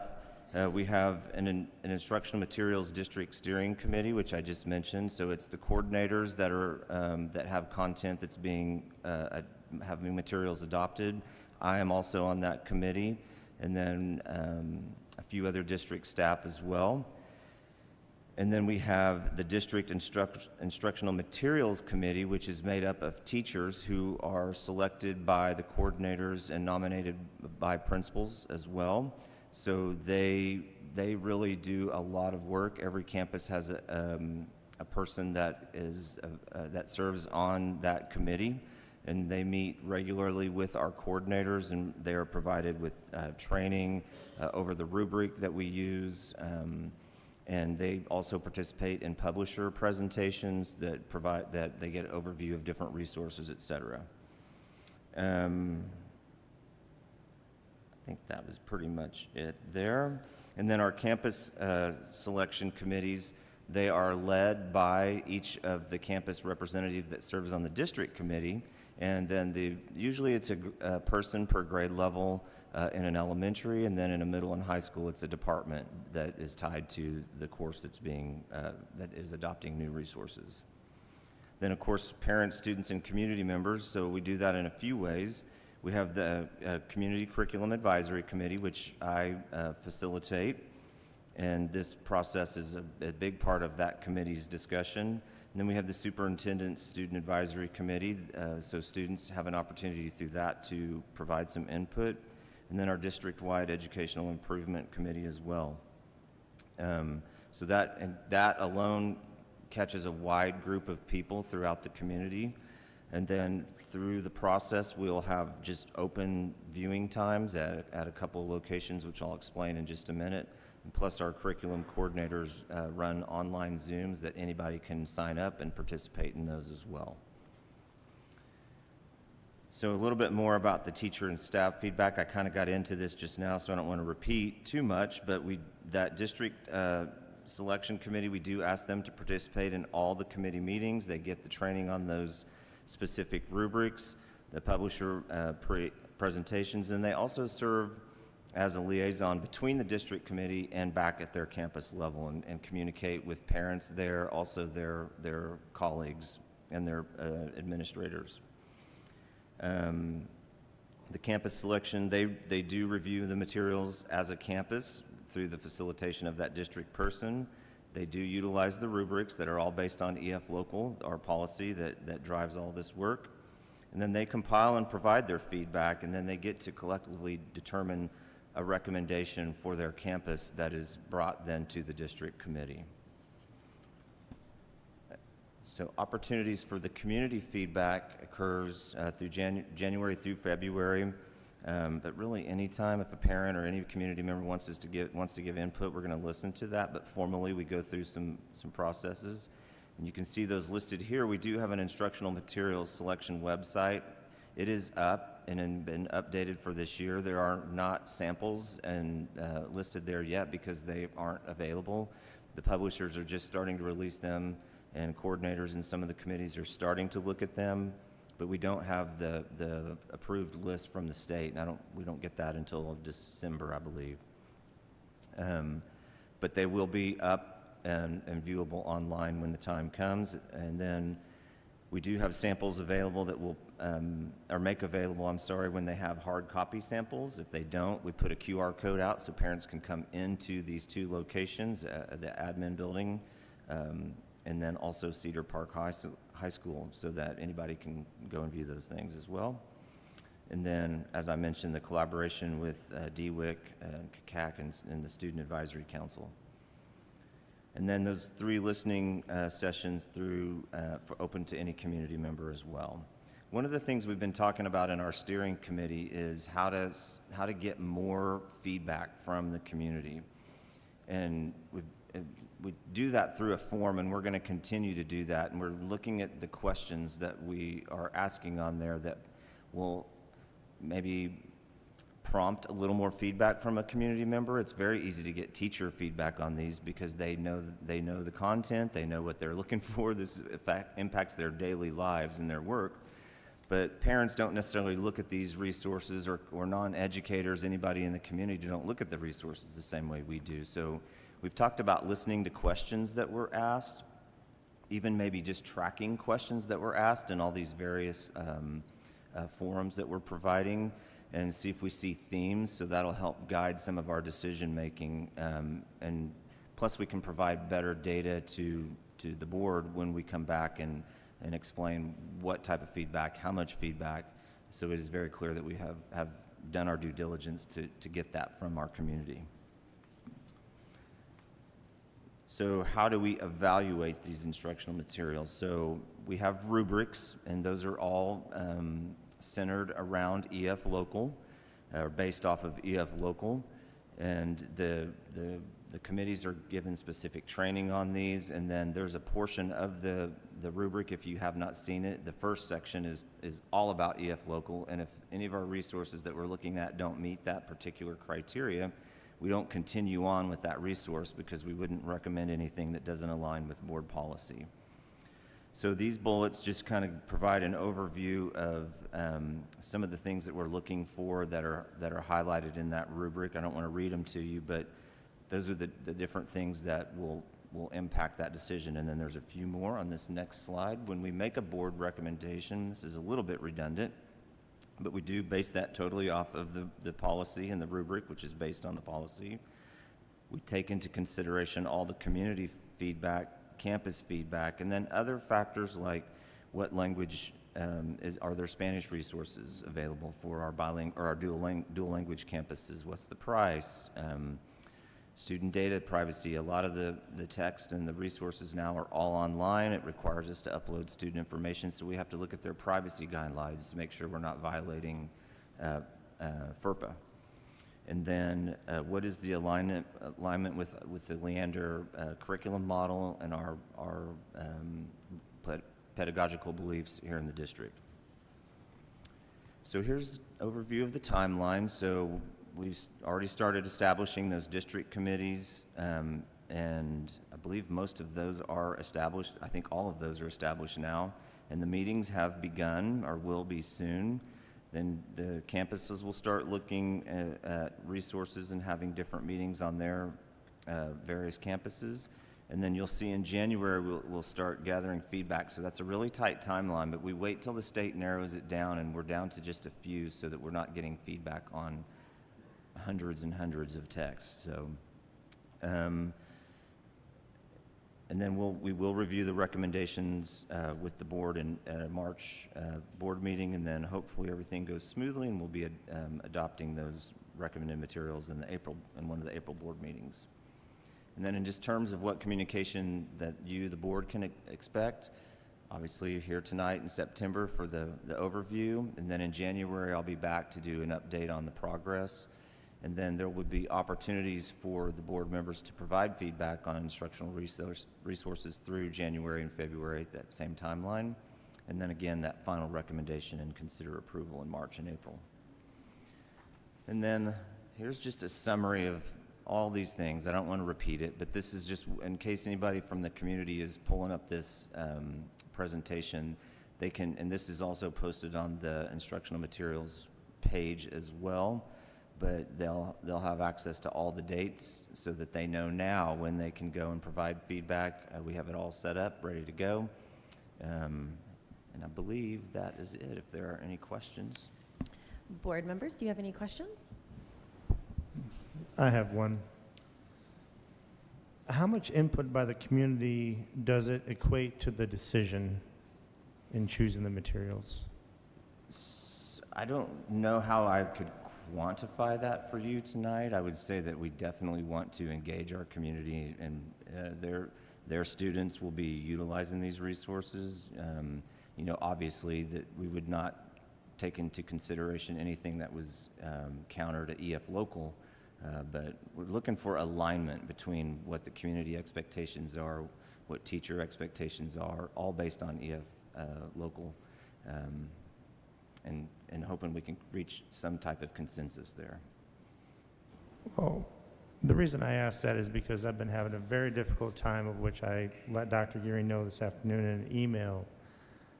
A lot of people that I've been speaking to in the community for some time now, they've lost a little trust in LISD and some of these committees. And it's not just the school book committees, there's other committees as well, but we're supposed to put some people on there, and I'm asking them, and they've lost a lot of faith in it, because what they want to know is, you know, do they basically kind of have a vote? And I get it what you're saying, you know, trying to quantify it without being able to see it, but I'm just trying to express what people have been telling me. Sure. They've lost some trust because they've gone to those meetings. They spent time away from their Paul, families. I'm going to have to interrupt you because this is not on the agenda. Committees, we are going to have that discussion later on, but right now we're talking about instructional materials right now, not committees. So if you have a specific question about the committee that he runs, then by all means, please. But you're asking a very general committee question, and I'm going to be honest with you. I understand where you're coming from, but this is not the time to have that conversation. Well, when is the time to have the committee? He's talking about these as an If you have a overview, and I'm specific just conversation, bringing it up to okay, so you him, then you have and that he's going to be dealing with these people. Okay, so you are then. And you're I'm trying to get these people on. So you're specifically asking about the committees he runs. Is that correct? That is correct. Okay, and so there can is we a bunch keep- of them, and I'm trying to get what is the community's input. What does it equal in the decision? Is it 20%? Is it 30%? And that may be difficult for you to say, and I understand that. And I'm just telling the board, I'm having difficulty finding people because they've lost some trust. No, so am I. So that's what I'm trying to explain, because we're going to have this conversation later when we talk about the long-range plan charter. That conversation, that's a more appropriate time for that conversation, because it's going to start talking about the charters that we do for each of these committees. But unless you have a specific question about the committees he runs, can we please hold those questions in regards to general committees to later in the agenda, please? So is there any way for you to give me an answer on exactly how much a committee member's input would be? Is there a possible way to? So just remember that these committees are advisory committees to the Board of Trustees. So the Board of Trustees is the ones who make the ultimate decision regarding what recommendations these committees bring forward. So we're always seeking input from the community because we want to know what they think about the issues that we're dealing with, but they don't really have a final say in what happens. That's why you're elected to the board to represent them. Well, I am trying to do that, Dr. Gearing, and what people have asked me is, when I go in there and I spend time away from my families in this committee, and we're going through all these different books, and we're trying to figure out what's the best one to present, I think some people want to know, they've been disappointed in the past where they've wanted a book or not wanted the book, and they felt they've been dismissed. So it's also important to understand that we're not all going to agree always on everything that we do, and so we are going to try to build consensus on what the best thing is for the district as a whole, for the organization as a whole, and for our children. And so that's why we take so much input from so many different stakeholders to make sure that we're really listening carefully to each of those stakeholders in the process. And then we're bringing all of that data and information together and bringing those as recommendations to the Board of Trustees who are going to make final decisions. I have a question about the student involvement. How do we let the students know that this is something that they're allowed to participate in? Because I got the chance to sit in with the science KICAC last time, and the students that were on that panel were amazing because they have a very different perspective than the rest of us, and it was actually very helpful for me as a board member to sit and listen to what they wanted and what they needed. So how are they being made aware that this is something they're allowed to participate in? So that is through the superintendent's advisory, the student advisory council, that we're getting their input. And so Sarah Martinez, I believe, runs that committee. I've already been in communication with her about getting on the agenda there. And so we'll have a structured process to give them an overview, some guidance, so we just don't put materials and books in front of them and tell them what do you think, we'll create a structured process for them. Does that answer your question? Or how is that communicated to any student, you mean, or just that group? Is it just through the superintendent's council, or is it any student that's allowed to participate in that? Any community member, including students, can go to these open viewing sessions and can attend those online Zooms and ask the coordinators, but we intentionally seek out student input through that advisory council. Okay, thank you. Yes. I think an interesting question was asked earlier. I'm wondering if some of it is about managing expectations. So the community on the what you call any community member can participate in open viewing. That's where somebody goes by and just puts in a comment and moves on. Mm-hmm. And then it goes into all these other comments. The Community Curriculum Advisory Committee, what does that look like for a person who's participating on that committee? Is it where you go, I like this book, I don't like this one? Or what does that process look like? Because I think maybe that's the expectations, is that there might be confusion on what this committee actually does. Sure. So what the plan is for in the fall, when we don't have materials for them to view yet, we will provide them an overview of the CTE programs and give them some insight to what goes on in these particular courses. Those are all very unique. Obviously, we couldn't go into great detail for each course, but at least they'll be able to hear from some of the teachers. We've even talked a little bit about some students coming in and being a part of that. And that gives the parents and everybody on the committee an understanding of what that class looks like, and then doing something similar to that for the science and other content areas as well. And then that informs them when we start looking at materials when they become available in January and February, that they can make a better informed decision. Hello, everyone. I was just going to add that my colleague here hasn't even had the opportunity to run one of the community advisory the curriculum advisory committees yet, but that also provides a great opportunity. We are working together to rethink how we structure those meetings so that there is ample time to actually process the materials with them in front of them in their hands and get the really informed feedback that sometimes we have gotten feedback from our participants that they haven't had that time to do. So if I can just add to that, in the January, February meeting dates, we want to dedicate the entire time we have the committee there to let them do just what Dr. Benz described. That way we can do the kind of the instructional piece early in the fall when there aren't any materials to look at, if that makes sense. Trish, thanks for asking that question. I think that's a lot of the confusion our community gets when it comes to this committee, and I appreciate y'all giving us the rundown of it and the expectation set, so thank you. Board members, any other questions? Yeah, I have one last one. Can you provide, when it's time that people can actually see the materials, can we actually put them at every campus that it's going to be affecting?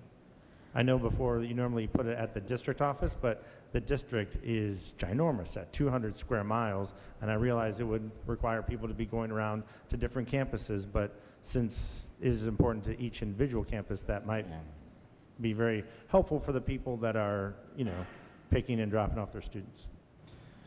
That would be ideal.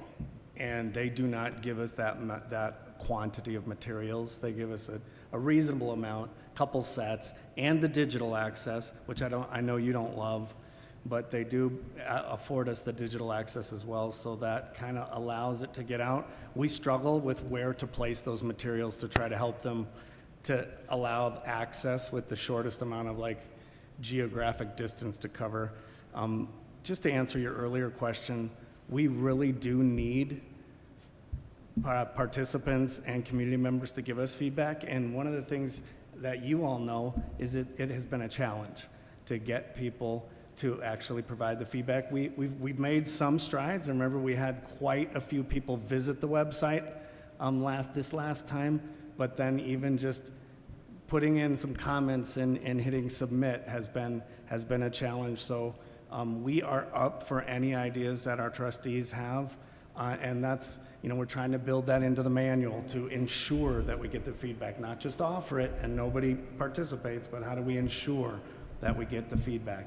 But it's still challenging. Well, that's kind of what I'm talking about. If there was a sort of an equation of it, I know we have the ultimate say, but what book gets chosen from a myriad of different materials and then finally does get presented, to have people have some way to feel like they were truly a part of it, and maybe it came into a vote for them in that room. I mean, just offering a pizza party or something isn't going to be enough to get people to devote their time, and that's not the kind of individuals we want either. We want them to be invested and actually read the material and then give that feedback. And I think if they actually had the feeling that their vote matters, just like our vote up here matters, we'll have the ultimate say, but they would have a say in what actually does get presented.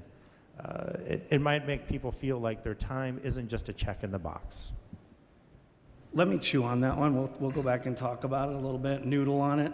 But because we do bring them to the board meeting as well, at least once. I'm wondering if there's a way we can set some stuff up a little bit earlier or with a greater frequency and kind of encourage people to come and be available on the spot to answer questions and provide feedback. But other than that, I think we'll think about it and try to figure out some ways to move towards that goal. And if I'm not mistaken, anytime there's been an instructional materials opportunity to look at those and all of that, just by the community at large, not just the ones that were in committees, is that you've done a set in the south and a set in the north, and then one at the administration building. So it's as many as we are able to give to the community. Paul, as far as you're wondering about choices when of the materials that are selected, I just want to make sure that I understand is that there's TEKS that we have to follow. There's recommendations from the SBOE, from the State Board of Education. There's recommendations from our curriculum specialists. So it's not just like you get to pick a book off a shelf. These have to be, they're vetted materials. They're materials that other similar districts have used, things like that. So it's not just a sort of a huge option to do some of these. Some of these courses are very specific, right? And so there may only be one available book, things like that. So I think that having a say, when you're on a committee and you're working with other people, and the ultimate decision that committee recommends to us has been given lots of weight and lots of thought and lots of time. And so you know, having people show up and give their time and effort to do all of this is much appreciated, but I do know that even just us trying to fill our committee positions was difficult this time. People are busy, and I get it. So just, you know, quick shout out to all of those who are serving on our committees. I know it's a lot of work. We just did long range plan, and so there's a whole group of people in that room that are willing to give their evening time to do so. And I think just to kind of, and we'll continue this conversation later, but I would like to see the CACAC kind of follow what we've done for long range plan, because I feel like the community members in that committee actually feel a part of the decisions. They feel invested. They feel like their voice is important. And so I know that's a conversation coming later. That's why we're going to get to that. But I mean, I know we are just starting it, and we're just, as much as I as a trustee was having a hard time with it, I now see the power in it. People feel like their voices heard. So if we could try to, I don't really want direction from the board. I think that needs to be a community-led discussion, committee-led discussion. So when those committee members get together, listen, how do they feel? How do we get that committee going? Well, and I think too, as we continue to talk about continuous improvement, specifically on the agenda item in front of us, which is our CACAC, continuous improvement of committee, I don't know if the answer is more material spread throughout the district as much as it is like I've said, y'all have increased access through various methods. I think it is, how does our CACAC realize where their voice is and manage their expectations? So I'll give you an example that we just talked about. I can tell you that a lot of our board participated in going up to the Capitol and explaining what our kids need. And the fact that we did not get inflation tied to our basic allotment does not mean I'm giving up and going home. I'm going to be up there and I'm going to explain it more. So there is this continual working together, and I think it does make a difference. I think it's knowing your expectations of what is it you get to be a part of in this committee. And to Anna's point, which I love, is, and how do we hear, like, what does the committee want to be a part of, that we're kind of matching that. It's that alignment that you said. So I think there's a yes and, not an or. Yeah, and that's something we can definitely include in the committee discussions. I know you have a sleeping bag up there at the legislature, so but I love what you said. I want to talk to you about it more to make sure I understand, but I'm on long range with you, and sometimes we feel pressed for time as well, but we have the time to talk through things. And then there is a way we organize the recommendation of the group, and so that might speak to some of the things, Mr. Gauthier, that you're talking about relative, and then we can bring that information along with the rest of the updates as they come, and then that'll add to the conversation and inform you better, hopefully, to make a good decision. But I like that. Let's talk more. Board members, any other questions? All right, thank y'all so much. Appreciate everything y'all are doing. Thank you. All right, we're gonna move to 7A2, discussion of district and campus improvement plans. This is like my favorite agenda topic.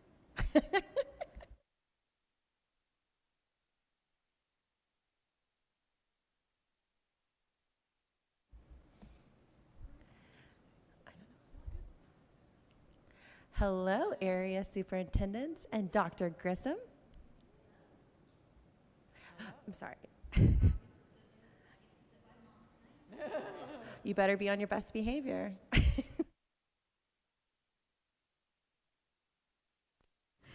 All right, good evening, Madam Vice President, Board of Trustees, and Dr. Gehring.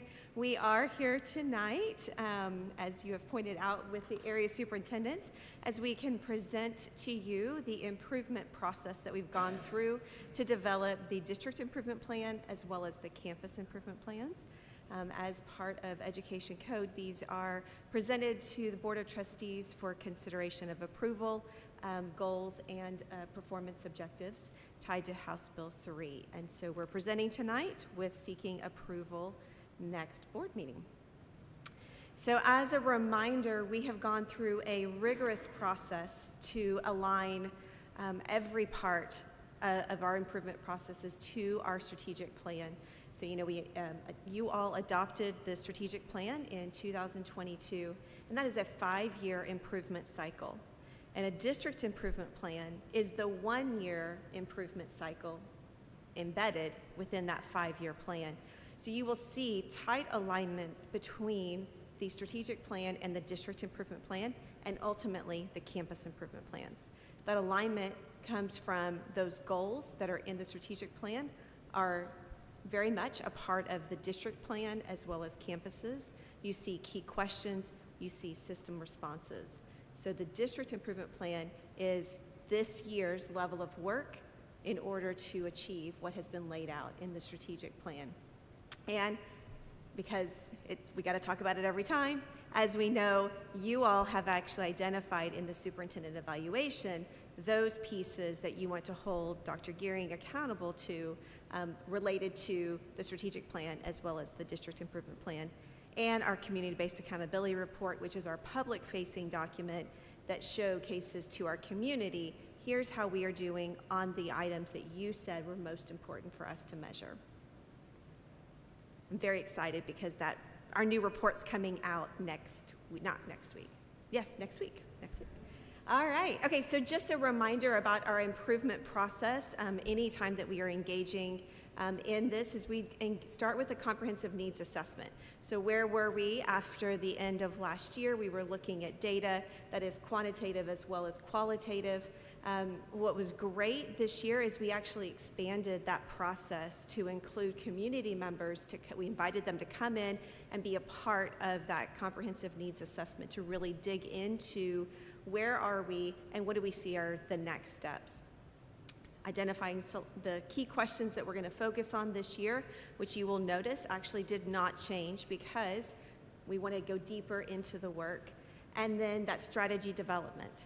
Again, we had a wide array of people engaged in that process to help identify the strategies for this year. And then we took that to our DWIC committee, and which was fabulous because they actually really dug into the district improvement plan, gave lots of great feedback, and we actually embedded some specific strategies because of their feedback already. So it's already been embedded for your review tonight. And we are going to continue working through their feedback because there were some things that came up from their feedback that we want to engage them deeper in. And so we're going to do some more work throughout the year, helping to use their voices to inform our next level of improvement.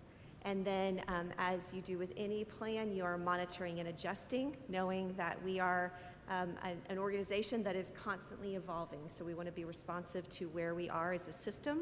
So we'll constantly be looking at that and then providing updates to you all through the formative reviews like we've did last year, as well as our leading measure updates. So I'm going to turn it over to the area superintendent. So we're going to talk a little bit from the campus lens. So Kristen and I have the honor of presenting to you this evening, but we would be remiss if we did not mention the work of Brenda Cruz, Emily Gray, Sarah Martinez, and Angela Hodges. Over the last year, they have taken a process that has historically been somewhat disconnected in terms of how we could thread through at every level of our organization. And I think you see that from everything from the strategic plan to the campus level work, and everything in between, that you'll see that we are all working toward a common vision and goals in a very tight manner. So we're pretty excited about that. Along with our progress monitoring and signaling that the campus principals do throughout the year, these wonderful colleagues of ours were able to move up a timeline. Their first workshop for CNA is now in February, looking toward the next year. What that allows us to do is what we ultimately want to do, which is have the campus work drive the district improvement plan that links to the strategic plan, that links to the leading measures, that link to Bruce as our commander-in-chief. So it's all beautifully laid out, and we are allowing the space and time for our campus principals and our district staff to collaborate tightly and look at what's working, what's not, identify our strengths early on and our opportunities so that that continuity continues year in and year out rather than it being an isolated event each year.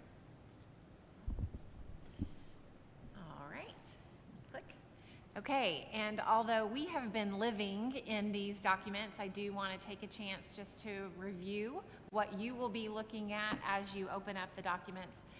When you first open it up, one of the things that you will see is the goal. And as we were just talking about, the goals in your campus improvement plan are aligned. So you will have those 5 goals that are aligned to our strategic plan. And then underneath that, you will notice that you will have the key questions that are also aligned. Just to have you all think through this was the same thing from last year, but we have asked our principals to utilize their CNA information and all of the data that they go through and find there to determine what is their primary focus and choose 3 key questions. Does not mean that the campuses are not focusing on the 5 goals or different pieces, different key questions in the 5 goals, but specifically utilize their data to determine which 3. We do have some campuses that may choose a few more, but we have asked for 3 key questions.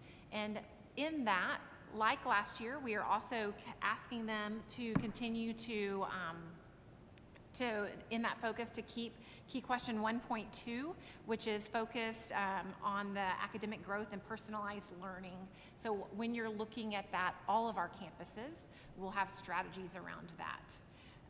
So from the key question, you will look at the system response, and that system response, just like within our DIP, that is the response, that's the big work that will address that key question. And then below that, you'll have evidence. For our campuses, a lot of what you will see is evidence that might be related to, like in goal number 5, the evidence could be related to perceptual surveys, the parent surveys, the student surveys. So you're looking for evidence that the strategies that they list are working and impacting progress towards that goal. Then the strategies will be below that, and the strategies are those actionable steps that the campuses individually have decided to focus on to make movement towards what they found in their CNA was an area of focus, okay? House Bill 3 and performance objectives are still embedded in our plan, and those do target literacy, math, and then college and career readiness. And then the other piece that is typically in our improvement plans, campus improvement plans that you have access to, is going to be those accountability ratings, targeted support, distinction designations, and due to where we are right now in that process, you will not see them. Once we have those, we will make amendments to the CIPs and have those in there as well. Okay? Yes? All right, and so we are going to open this up if you happen to have any questions tonight of us, but we are seeking approval of this at the next board meeting so that you have time to read through. And again, we are always available if you have specific questions that you can reach out to us at any time between now and the next meeting, but also if there was anything you wanted to ask tonight, we are open. I have one quick one. So I know we've got some new administrators across the district, so I wanted to make sure that, could you tell us how you're supporting them in this first time of this process? Because I know it can be a little daunting because there's a lot going on, and when we have some high expectations. So I just wanted to make sure, what kind of supports do they have in place for them?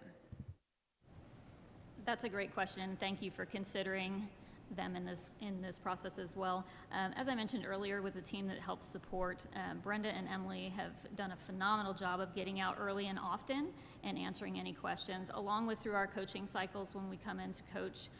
We've given some background information through the profiles that we were able to build in the interview process so that they immediately had the information as to what the campus had been working on, what those perceptions were, because we knew when we were building that profile for the next principal, we had to look at some things that were going well and some things that needed work. So we're able to review previous CIPs with them and then talk about that perceptual data that we received through the focus group specifically about their new campus, and then extend the additional opportunities for workshopping with Emily and Brenda on a regular basis that started as far back as February. And then to add to that, really what we like to share with our principals, this CIP is a living document, but it also is a story of your campus, right? And so it is a story of the great work that is going on. It is a story of where there is additional work that we want to do. But when you start reading it, from start to finish, what you will read is the story of a campus. And so we support them through that and help them see that we're telling your story through this CIP.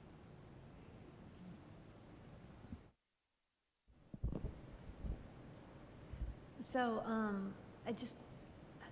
so we just heard from Leaf, and as I'm going through this document, I'm seeing a strategy we have, and we talk about how it's tying into Leaf grants. And so I see that big picture of how Leaf is supporting the district, and we're actually seeing it come out in the district improvement plan, and that's very powerful. I'm seeing a lot of alignment. Y'all know I always have questions about this, and I'll ask you some of them offline because I still have a few. But I just want to tell you that there's so much alignment here, and it's beautiful, and I love that. I do want to point out my favorite thing. Okay, there's so many favorites, but one of them is we're talking about student portfolios, and I love that idea of evidence of defined process and expectations for the development of student portfolios. And we're looking all across the grade levels. And we've seen some of that in some of our campuses, but I'm so excited to see how this continues to expand and grow across our district.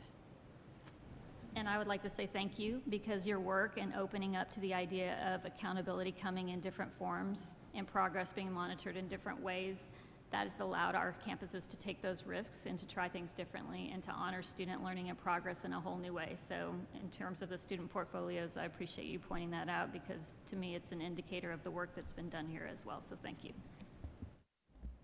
Any other questions, board members? I have one real quick to sort of, is this going to, basic question, is this going to cost us money?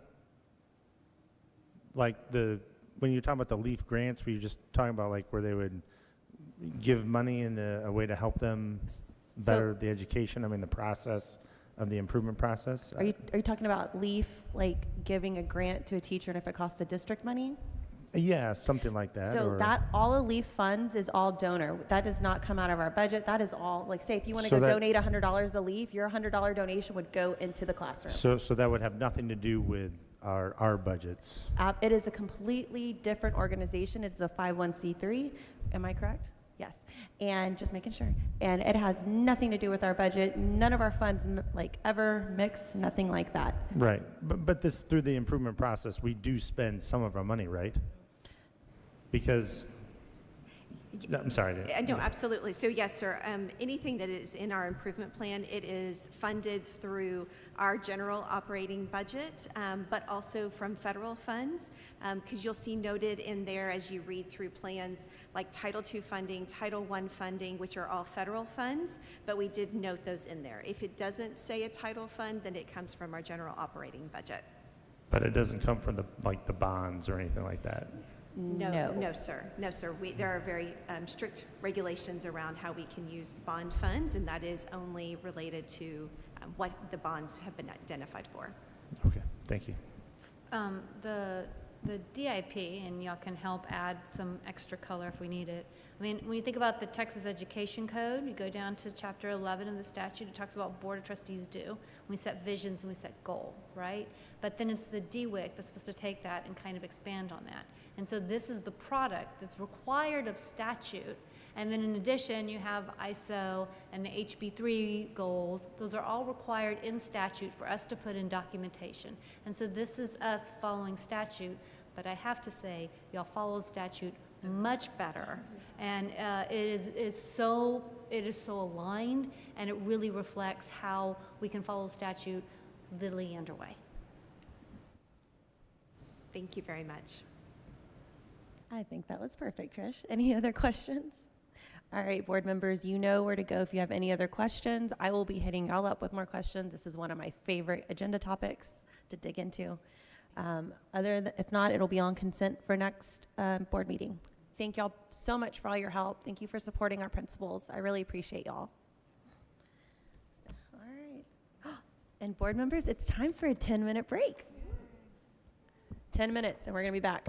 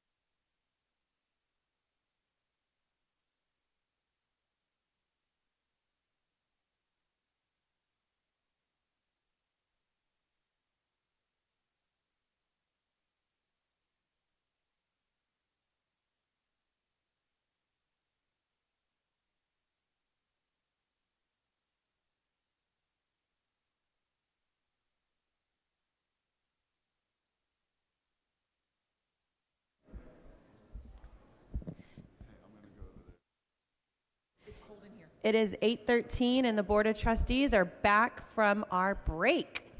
Let's go, Ms. Bode.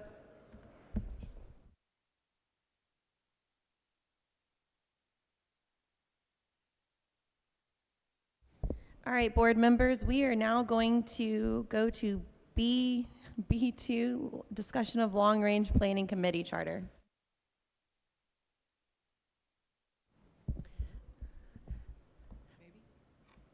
Dr. Grissom?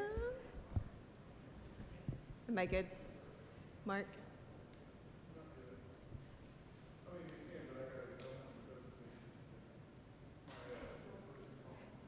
I don't need a presentation for this one. No, no, sir. Thank you, though.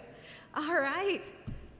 Good evening again, Madam Vice President, Board of Trustees, and Dr. Gearing. I am here tonight to present the Long Range Planning Committee Charter for consideration.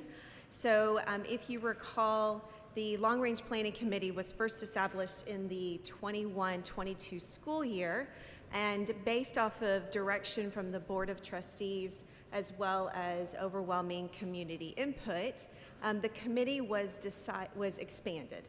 So once we expanded that group and we started off in June of this year, we took the existing charter to that committee seeking input, wanting to see what feedback they had for the charter, because we know the charter does help to set the parameters for the scope of work for that committee. And so we have feedback, and what you have attached is a red line version that shows adjustments to the charter based on their feedback. And so we are here tonight to present it to you for consideration. We are not seeking approval tonight, but definitely at the next meeting. So I will open it up for any specific questions that you may have. So board members, what I was talking about earlier was the process that this committee put together with this charter. And as a board member who loves charters, I'm not lying, it was a little hard for me to really sit there and trust the process and really sit back and listen. And what I loved about this is I know going into this long-range planning committee, it's a very passionate individuals in our community who really want their voice heard. And I gotta say, watching this committee really, and I'm just gonna be honest, tear apart the charter was kind of a powerful thing. And so I think what I was trying to say earlier was that I love what y'all have done with this charter. You've listened to your committee. We were very vulnerable, but I feel like this actually gives us direction as a committee, but also our committee members know what to expect. There's those expectations that are set. This is what I have to do. I have to show up and be prepared for the meetings.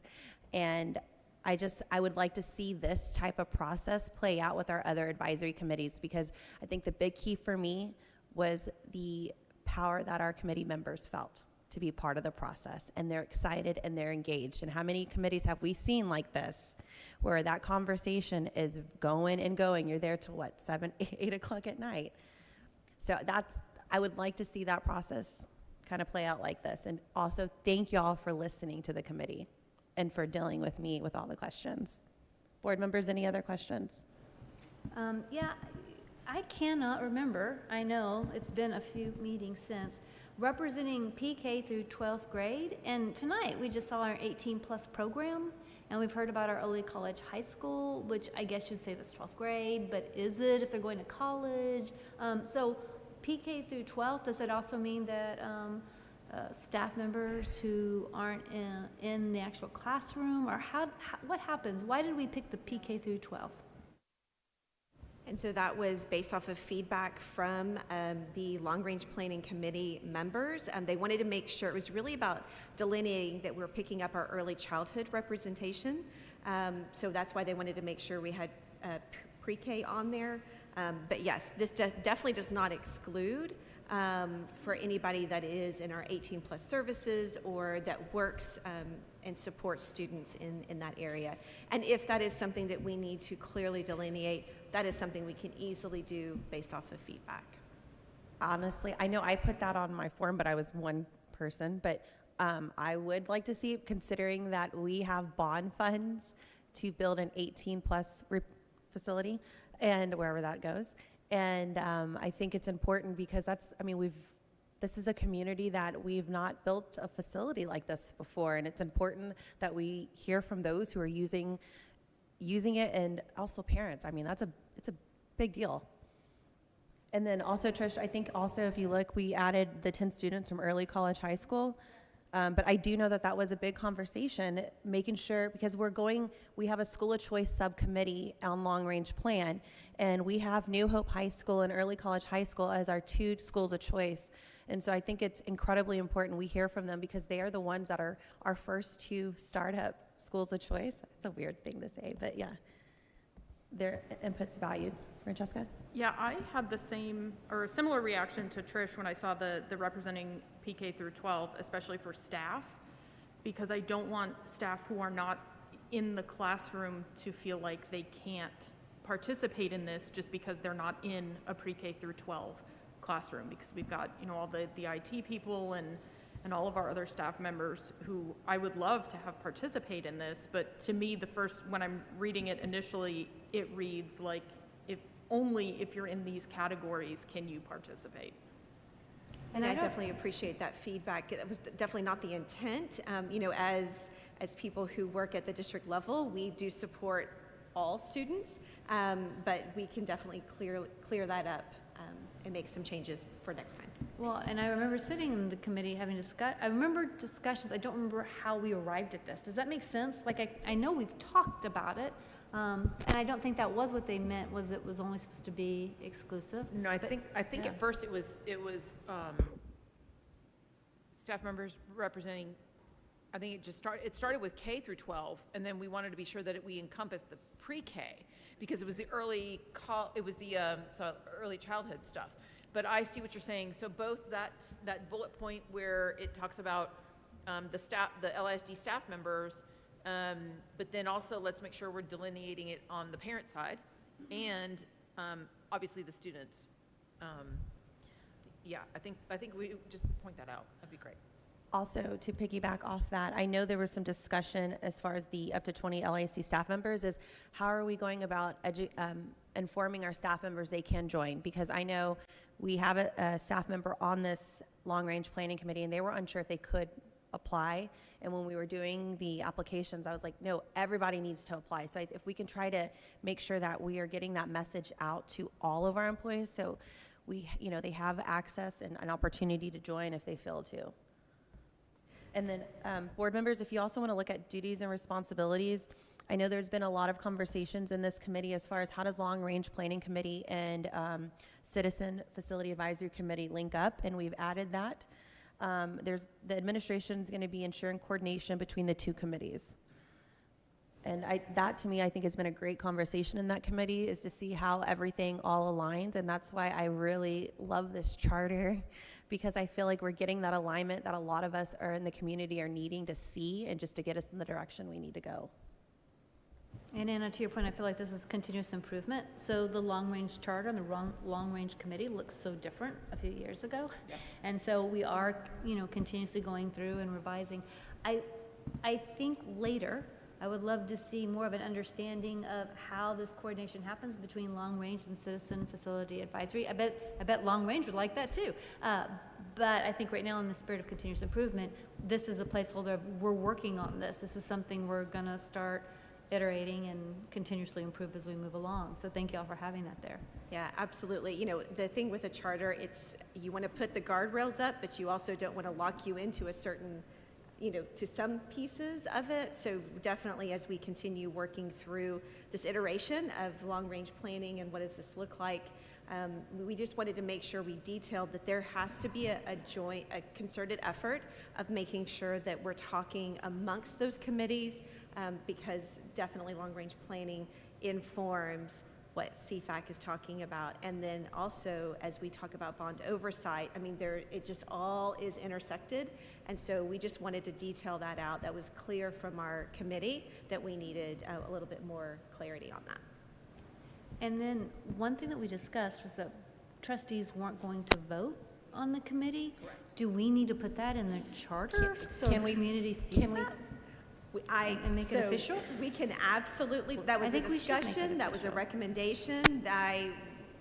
was gonna see if what y'all wanted to do here. I think we should, because, I mean, we're there to listen, and I feel like we have a chance here at the board meeting to vote. That's our time to vote.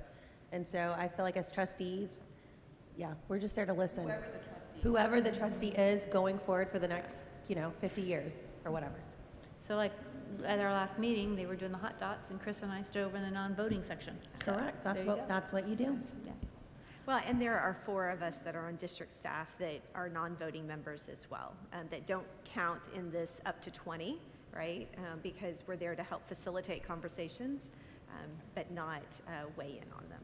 So. Anna, is this the conversation what you were talking about earlier? So I mentioned it earlier. I was saying that for our other committees, what I would like to see is this how we've done the charter here for the long range plan, and allow that committee and that committee's facilitator to really take apart that charter and allow the committee to make it to what it is. That's kind of what I was getting at. So if you're okay with that, then we should. That's. Well, I just wanted to bring it up and talk about it. With us, having troubles and difficulties finding committee members that want to be feeling like they're valued. So would you? So then I guess would you? So then, like what we've done with the long range plan committee charter, you're okay with that? The way we've broke it down and allow the committee to really, dig into it and tear it apart. I mean that in the nicest way, committee members, but like really use their voice. Like they essentially built, help kind of mold this charter to what that committee wants. It wasn't 3 board members or the board forming it. We kind of put the guardrails together, but they kind of really went in there and they were really like, this is what we need to see. This is what I need to feel to be able to do my job. And so that's kind of what I was talking earlier is how do we replicate the same work that we've done on this charter to other district advisory committees? Oh, I'm sorry. I thought we were going to really dive into the Well, if you other want, we can do advisory that if committees. you'd like to, if you want to get a second. That's part of it. I just want to talk about it because to the community at large, they're wanting to feel valued. So Paul, why don't we have that as an agenda item? So if you want that as an agenda item, why don't you go ahead and ask for I'd make a motion that we talk about the committees more in We depth. can't do a motion, but you can ask for this to be in a future agenda item later. Would you like that? I would like to Okay, ask can you that. email Bruce and I'll be your second for that for a future agenda? I will. Okay, thank you, Paul. Thank you, Anna. All right, board members, any other questions? Yeah, I have a question. I'm sorry, one more, and then I'll be done. So we had discussion about this charter, and I see where we see up to, and there was questions about, yeah, but how would the community feel if it wasn't up to the 25 parents or up to the 10 students, but we had the all 20 staff and the all 7 members of the board and the 3 members of the trustees actually there, because the numbers would be overwhelmed. I was looking at the SHAC committee charter, and it says in the SHAC committee charter, a majority of the SHAC approved members must be persons who are custodial parents or guardians of students enrolled in the district. Is there a way where our intent is that we have more students and parents and community members than board member and trustees? Is that something, and please, y'all are on the committee, I think that's what we heard. Is there an appetite for the board to look at that kind of language? There was actual conversation on that. I believe there was strong conversation as to identify parents that were on the committee and community members, and I believe you're right. They wanted more parents and students rather than just community members who don't have students involved in LISD. And I know we wanted it to be flexible, so I'm not necessarily suggesting percentages or anything, but when you look at the numbers automatically say a majority is expected to be that. So can we just say that a majority of the membership needs to be our parents and our students and our community members? Board members, how do you feel about that? Please weigh in. I think that is a good idea. For the people who are going to be planning for what happens, it should be people that have children currently enrolled in the schools. I don't have a problem with committee members or just being on the committees. I think their input is valuable as well. But I think what I'm hearing is that the committee wants people who are active in the district to be the priority as far as membership goes.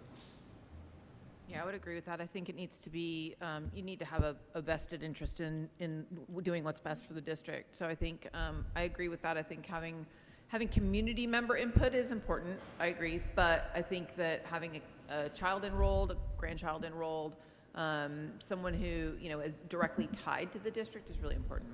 But directly tied is just being a taxpayer. That's why I said I don't have a problem with a community member being on the committee. I just think that the majority of the committee should be made up of people with someone directly tied to the district. Can I ask a clarifying question? Because where do students play into all of this? Because I'm just going to throw my perception out there is that it would be it's majority of parents and students, but we were talking only about parents, so I would just want to clarify that. Parents and students, yes? Yes. Okay, because I have to say, our students are fantastic. They are so awesome. They on are this so committee. engaged in this process, my so I goodness. definitely want to, Yeah. I don't want to lose I don't want to that lose them. participation. I mean, they're in our facilities every single day. They know. Okay, thank you. Board members, any other questions? One last one. When it says up to 25 parents and community members, who actually picks them? Because there's 7 board nominated members. Just to clarify that, like who? Yeah, that's a great question. So we actually have an application process, and so once the applications close, for this long-range planning committee, we had a small group that actually looked at and scored all of the responses. It's a blind process, so you don't see who the names are, you just see their responses and what area of the district they represent, and then looking for a balance across the district to make sure that every feeder pattern is represented, and so that's that process that we go through. Does that help? And I would just like to affirm what Anna said. I think this is empowering our committee, that they were able to go through the charter and talk about what things they need to feel like they're doing their job. And it's a discussion with the administration, well, this part's your job, or this part, and some of it is continuous improvement and iteration as we move forward. So it's been very powerful to watch this. I do hope we see this kind of process continue throughout our committees. All right, board members, any other questions, please get with Dr. Grissom. And now we're on to our next agenda item, which related to this. It is 7B3, discussion of the long-range plan committee recommendation. And we have Dr. Gearing on the other side of the table. Lucky you. And we also have Jimmy Disler and Marty. We always need Marty. Always need Marty. You save the day all the time. All right, and continuing on, we are here tonight because we have a recommendation from our long-range planning committee. And so we just wanted to talk through the process that we've gone through with the committee and bring forward that recommendation for consideration. We are not looking for a vote tonight, but just want to lay the groundwork for that approval for next meeting. Okay, so as we've been talking about our long-range planning committee, you see there on the slide who all it is made up of. So we have 10 students who are just phenomenal and so engaged, and they are middle school students and high school students, and they are such a joy to work with. We have 26 parents, and that does include some board-nominated parents. We have 4 community members, and again, some are board nominated. We have three board members, 11 campus staff, 7 district staff, and then the 4 of us serve as facilitators of those conversations in a non-voting manner. The thing I really want to highlight about, and we've talked a little bit already about this committee, is their dedication and passion. So they, when they originally signed up, we said it was going to be quarterly meetings. Well, we've met every month because there is so much work to do, and they are so invested, and they keep showing up. They are there, and they are asking good questions, and they are churning through hard work, and we're so excited about what we're bringing for you tonight. You were about to jump in on something? No? Just to your point earlier, this is a 60-40 breakdown of community versus district staff. All right, so we started with this expanded group in June, and like I said, we have been meeting every month. And so in July, we actually laid out for them what is an overview of the fall semester, because there are some big decisions that we needed to work through as a committee. So we find it is better just to lay it out so you can see what these key points throughout our work together. We also did highlight when PASA was coming to do presentations to the Board of Trustees, because that is important information for our committee members to have and understand. So we're going to highlight tonight the work that has been happening over the past 2 meetings. The latest as of last Tuesday, just a couple of days ago, which is why the board materials were just loaded today, because we needed to make sure we had everything lined out. So what we have been working through is understanding the current reality and options to address growth in our northern portion of the district. So that we have talked extensively here and outside of the boardroom about we continue to see growth in the northern part of our district, and how are we going to meet those needs. So we spent a lot of time talking about the current reality, and you have copies of these maps in front of you. And so if you actually want to pull that out, we're going to walk you through each of these. So this first map gives you overall, it's a heat map, as we like to call it.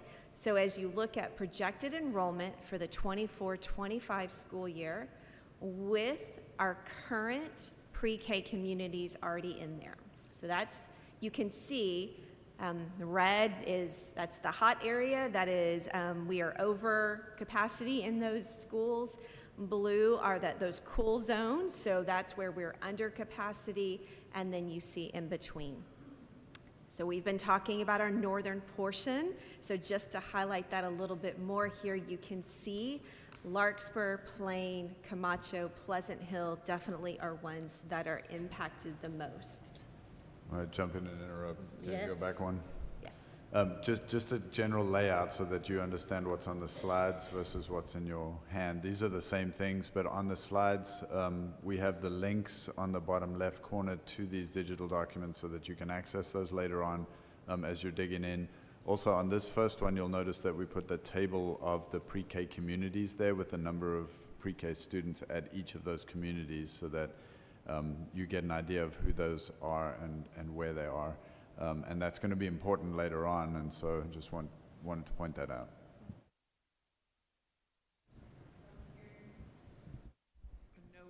Can you turn your mic on? What? The links are not allowing us to click them in. Okay, we'll make sure that Thank you. they're live.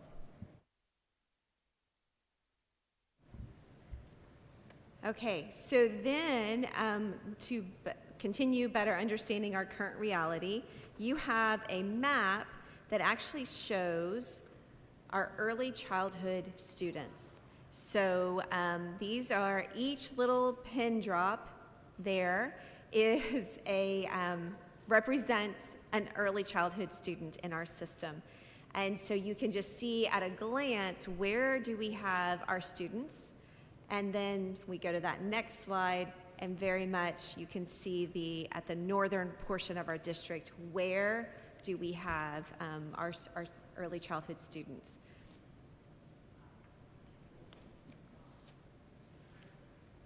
Okay. All right, so then as we are talking about early childhood, our long-range planning committee did engage in some shared learning around just early childhood programs, and to really understand who do we have in our system, how do we serve them, and as we think about our earliest learners, how do we make sure that we're providing the best learning environment for them? So, we wanted to highlight this just for a moment. We have services, a continuum of services for birth to 5 years old. when we think about early childhood.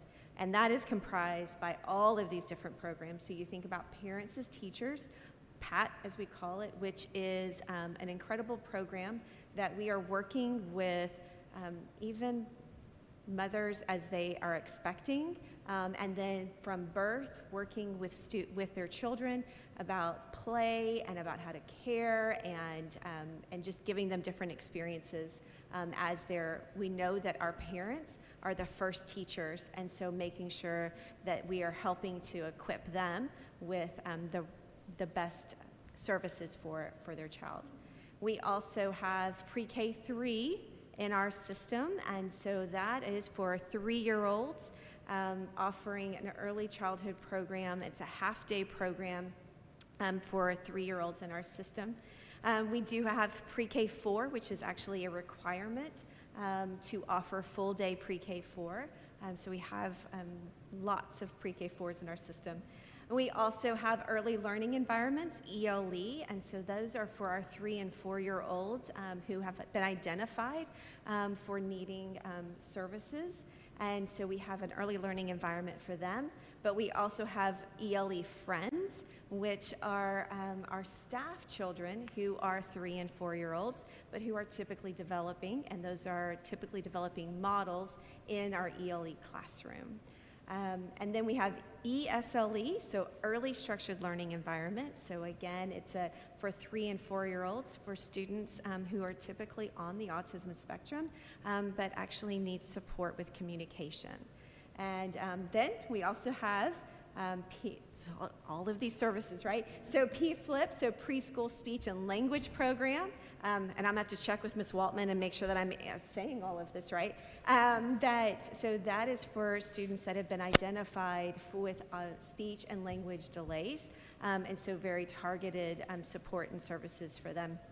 And then we finally also have services for our young parents, and so those are for students in our system who are pregnant, and making sure that we can support them as well. So you see this huge continuum of services in our system, and you're about to ask me a question. Just for clarification, Yes.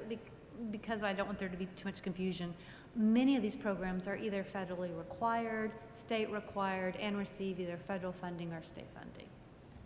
Yes, absolutely, absolutely.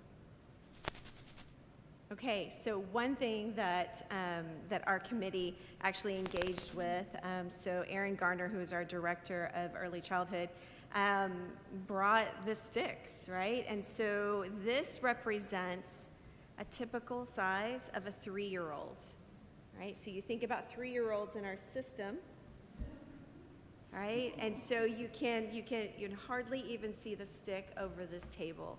And so this is just a great reminder of what does it mean to be 3, and what does it mean to be in our schools that are designed for kinder through 5th, and what does that look like? And how do we think about making sure that we're creating environments that are designed for them? And why is all of this important? Why does there need to be a focus on early childhood? And it really comes down to what the research says, is that 90% of brain development occurs from birth to 5 years old. And so as you think about students that are coming into our system, we want to make sure we're providing enriching opportunities to make sure they're growing and developing, working with parents to make sure that they're growing and developing as best they possibly can. So we want to definitely invest in our earliest learners. So then we started digging in about options to address growth in the northern portion of our district. And at this point, I am going to turn that over to Dr. Gearing. Thank you, Dr. Grissom. So we're going to do a little exercise in managing materials. There's a lot of information. We're going to give you what took us several meetings to work through with the Long Range Planning Committee in a very short amount of time. And so if you'll take this first one and just put that aside, we're going to go and start with the options that we initially presented to the Long Range Planning Committee and just talk through each of those in turn. We're putting the slides up there. We're going to leave that one up there as we talk about option 1. You have that here. We'll make sure that the links to all the documents are live after the meeting. And then in this package, you'll see the table of data that we use to talk about this, and then also the catchment area map. And I want to just point out that these are catchment area maps. This is not full attendance zoning, because we have to use those catchment areas to make these decisions. But the attendance zoning will actually come later. There'll be community involvement in that process, and then we'll bring those final decisions to the board before they become final. So we just want to make sure that we point out that these are not final decisions at all. Now, these are just scenarios that we're using to help us to make decisions as we go forward. So option one, and I'm going to switch over there for a second. And I don't know.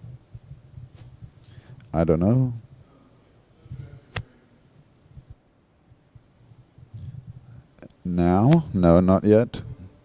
He's going to turn me. He turned me on. All right.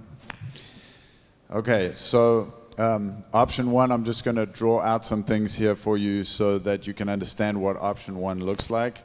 And this essentially is an option where we're going to utilize some of our utilized campuses in the Cedar Park area to help us to solve this problem of overcrowding in the north.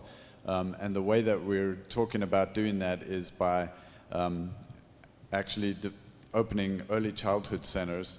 And so I want to start up here by saying that right now we have Leo just right at the administration building. What this plan does is takes Leo and relocates it to a campus that is underutilized in the Cedar Park area. We have, remember, money set aside in the May 2023 bond to do some of the repurposing that would be necessary to do this.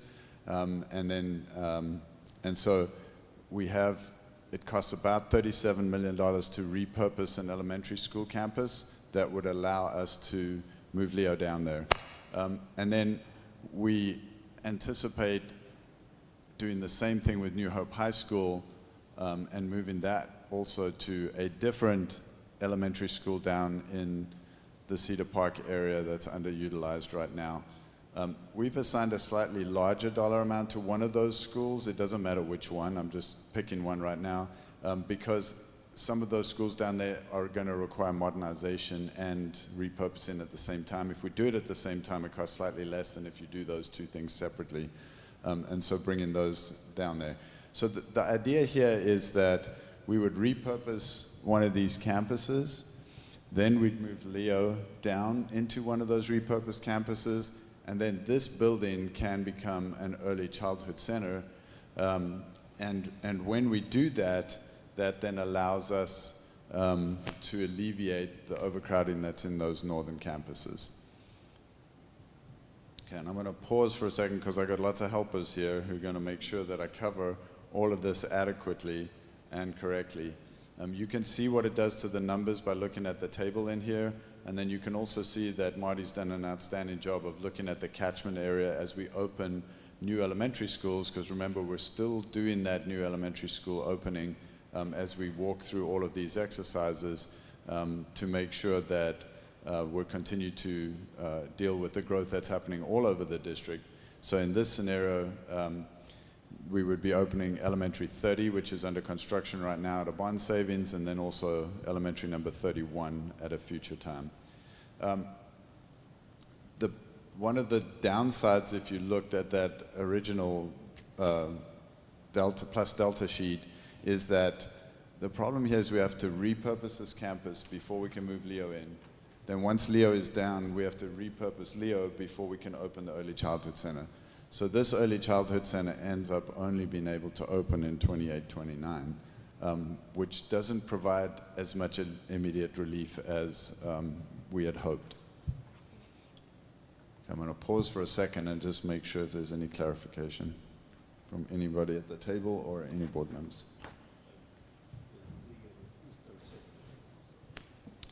Yeah, so this costs $37 million to repurpose the Leo Center into this early childhood center. Okay.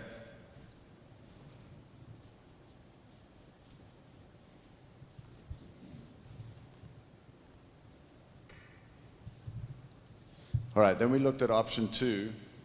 Option 2 is a little different, so if you want to take your option 1 sheets and put them aside, that will probably be helpful. Option 2 looks a little differently at saying, what happens if we do not repurpose any campuses in the Cedar Park area? In that case, we have a property just to the north of the current administration building on Halsey Road, so we call it the Halsey property. And we have enough space there for us to build a new early childhood center. We anticipate the cost of that to be about $60 million. And also, we do have space over there to build a New Hope High School as well. And the cost of that new facility would be about $70 million. This leaves repurposing alone, means we don't do anything differently in the Cedar Park area. And we do still solve the immediate problem. This is a much nearer term solution, and so it allows us to open the Early Childhood Center in 26, 27. Have I got that right, Jimmy? I always get it wrong. I do it every single time. 25, 26. And then it would allow us to open this one in 26, 27. And then it doesn't do anything to Leo, so Leo would remain where it is, and we would continue with that program as it is. Okay, so I'm going to pause for any comments from the table here or any questions from the board members.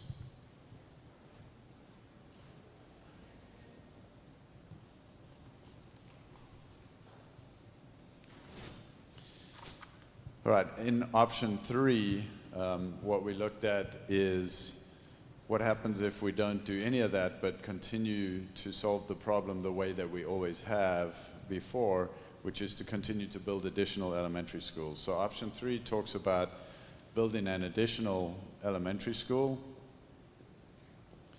and that would end up somewhere in the north. And the cost of that, by the time we open it, would be somewhere in about the $91 million range is what we anticipate. We could then also look at building New Hope High School on the Halsey side, and that cost, remember, is about $70 million. And so one of the issues that you'll see on the plus delta sheet with this one is how the zoning works.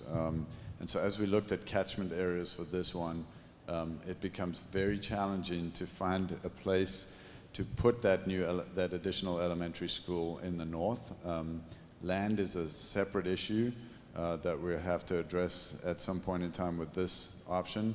And the cost of this is a little different from some of the other options. Okay, pausing again for the table to correct me here. I just want to just make a comment on option 3. It says zoning would likely split some neighborhoods with option 3. And those are our pretty big 3 neighborhoods in the north. Is that correct? That is correct. Awesome. And I'll add an additional thought about all of this catchment planning and attendance zoning. As we continue to increase density in our neighborhood codes, especially in the northern part of the district, what naturally happens in a fast growth district like this is that at some point in time we have to split those neighborhood codes up into separate neighborhood codes because it becomes too difficult to move a whole neighborhood code. There end up being too many kids in there for us to effectively zone. And so at some point in time, you'll start to see like neighborhood codes splitting into 2 so that we can more effectively manage and refine the zoning as we go forward. So when do we anticipate doing those neighborhood codes? Because those are 3 really big neighborhoods. And so I'm wondering with the rezone elementary 30 coming up and affecting those neighborhoods, when does that neighborhood code, those codes reorganize or get named or whatever? Yeah. Each year, we look at the neighborhood codes before the projections are built, and we work with the demographer in splitting those neighborhood codes. And so when PASA comes next month, we will have some neighborhood codes, new ones that are split, that will make it easier to fine-tune the zoning to minimize that change. So I just want to clarify, the board members do not make the neighborhood codes, correct, right? This is all, I have to put that out there. This is all done by a demographer report and where the kids are at, and they have a part in deciding how the neighborhood codes are. Yes. And with neighborhood code splits, you never do that during the zoning process, because that, you'll start manipulating data, it becomes very dicey, and so we don't ever do it during the zoning process. We always try to have that complete before any zoning is started, so the neighborhood codes are known going into the zoning process, and you're not messing. Thank you. Okay, so then something really cool happened in long-range planning. So as we presented and talked about these three different options, the committee started having lots of conversation around, well, we don't really see one of these that we think works well, and so through the brilliance of Dr. Grissom, we collected that feedback in an effective way, and were able to bring all of that feedback to bear on developing option 4. And so I want to walk you through option 4 very carefully tonight, because I want you to carefully understand this as we start looking at the recommendation. So that's, I think, in your packet as well. Oh, it looks like in here. Does it say option 4 in it? Yes. Okay, so it says option 4 in it, and then we're going to jump in. I'd like for you to look at this table. We split the table apart, and I'm going to walk you through year by year, because in long-range planning, we looked at the whole thing all at one time, and we could do that, but I really want to walk you through year by year what this looks like. To orient you to this, I want you to notice, first of all, that there's a net transfers column right next to the names of the campuses. This is a really important column, because the numbers that we have and the percentages that we have in the table itself are actual resident students in those attendance zones. It's important for us to, in the projected attendance zones, in the catchment areas, thank you. It's important for us to stick to just those students, because transfers are not for sure for us, right? So they can change much more rapidly than those students who are actually zoned in that area. But it is important for you to look at that column of net transfers, because I'll use Camacho and Baghdad as a perfect example. So Camacho, you'll see, has a negative 149 students in that transfers column. That's because those 149 students are going to Baghdad for the most part for the dual language program. So when you look at Camacho's number of 919 in 24-25, what you have to do in your head is say that's 919 minus 149, because 149 of those kids are actually going to Baghdad or to another dual language program. And then the same is true for Baghdad. They have 135 students coming into their campus for dual language, and so that 550 that you see in 24-25 is actually 550 plus 135. So I just want to point that out. If you go down to the bottom, you'll see that elementary school 30 opens in 24-25, and so that number now appears as 501 students that's added into the mix of what happens in this column. All right, so that's what this first, in 24-25, we open elementary 30, and you can see the potential catchment area and zoning for that campus. Can you pause 1 second? Yes. Can you explain what CAP means? I know it's functional capacity, but that's because I've been sitting in long-range plan for a couple of months. So if you would explain that to the community, because we want to make sure people understand what that CAP column means. Correct. The functional capacity, we look at those because each school has different programs within the school, just like your pre-K. They have 18 students max in their classroom. They're designed for 22, and so we know if you have 10 classrooms, there are 40 less kids in that capacity because you have a different program. And so we look at all the different programs that are in each campus each year, and then we determine functional capacity. So it drives what what we can do for zoning, but also it affects our open or closed campuses for transfers. That's what drives it, the functional capacity.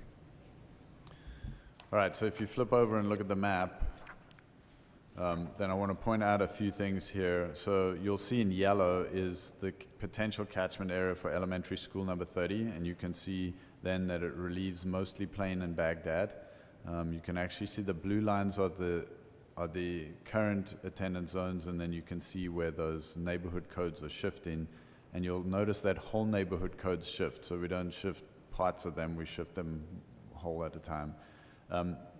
One of the ones that I want you to look at is in the very top center in pink, you'll see 1105.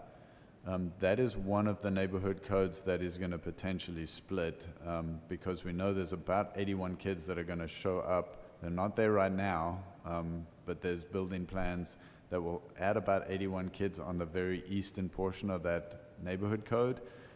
We'll potentially split them out and send them to Larkspur at some point in time.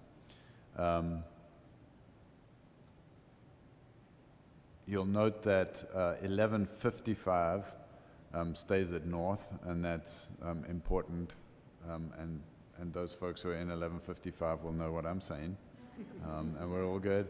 I will point out that these are potential catchment areas. Again, this is not official zoning. The official zoning will actually run through a full zoning process as we get to it. And that, for this particular map, will start here at the end of October.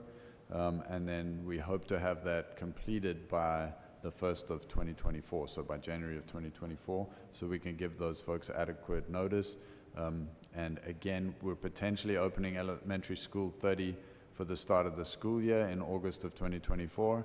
I will give you a little preview to say that that timeline is going to be extremely tight because of some issues that we've had with permitting.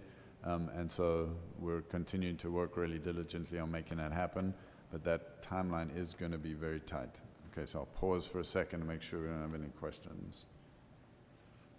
All right, then you have another map. This one is of the pre-K communities. So we just wanted to make sure that you could see what those pre-K communities look like right now.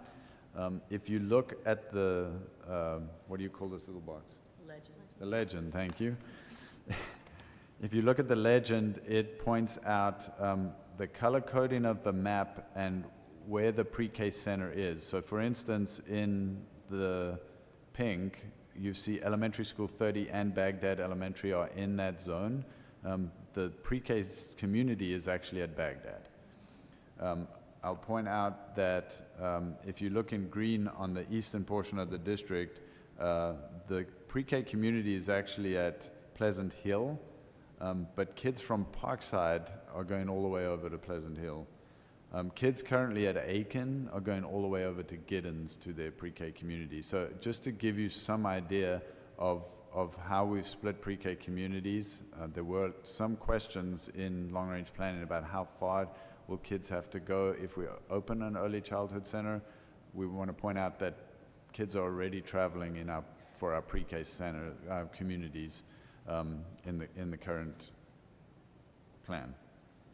So I'd like to jump in real quick just to clarify for those that are listening the difference between a pre-K community and an early childhood center. So the way that we have structured our early childhood communities right now is that we cluster a group of students together at different classrooms on particular campuses that's represented by this map. But those are at our schools that are designed for kinder through 5th grade.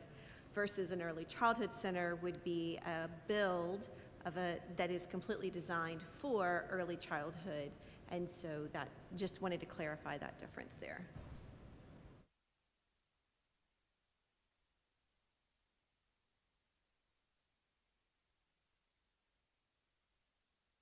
All right, so if you flip to the next page, now we have a table again with the next column added. So option 4 now essentially is a hybrid of option 2 and option 1. And so what happens here is we open an early childhood center at the Halsey property, so that will be a new build in 25-26, and that is possible for us to do that. And that same year, we also open elementary school number 31. So as you go down the table, what you can see is elementary school 30, was at 501 in 24-25, is now at 526, and we open elementary school 31 at 579, and then if you go down to the bottom, you'll see the early childhood center at Halsey, which goes to 415. Marty has very cleverly color-coded this table so that you can see which campuses go to the early childhood center, and which campuses will then remain in their pre-K communities. Have I said that correctly? Yes. Okay. Does that make sense? All right, so early childhood center at Halsey, that's a new build. All right, the next is the map that goes along with the potential catchment areas now for elementary school 31. So Marty again has put the new campus that we're looking at here in yellow so that you can pick it out easily. So that's on the eastern portion of the district. And you can see where that provides relief. And then it also shows you the little pink diamond is where the new early childhood center will be located. This map doesn't show you the catchment areas for that. All right, I'm pausing for this table. Board members? Okay. All right, so the next map now shows you what that early childhood center does. And remember, you just saw what the communities looked like. So now the early childhood center at the Halsey property now picks up the whole northern part of the district for early childhood students. And that's what provides the relief. When you look at that very first map of our current reality and you see those 4 campuses that have the dark red, then this is how that's going to provide relief. So in the bottom half of the map in the colors, what you'll see is the remaining then pre-K communities. So remember, this is now a hybrid of an early childhood center that accepts some of those early childhood students, but we still continue with communities in the center part of the district. Jim.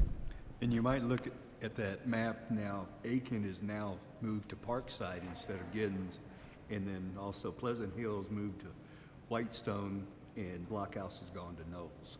It's pulled them closer together.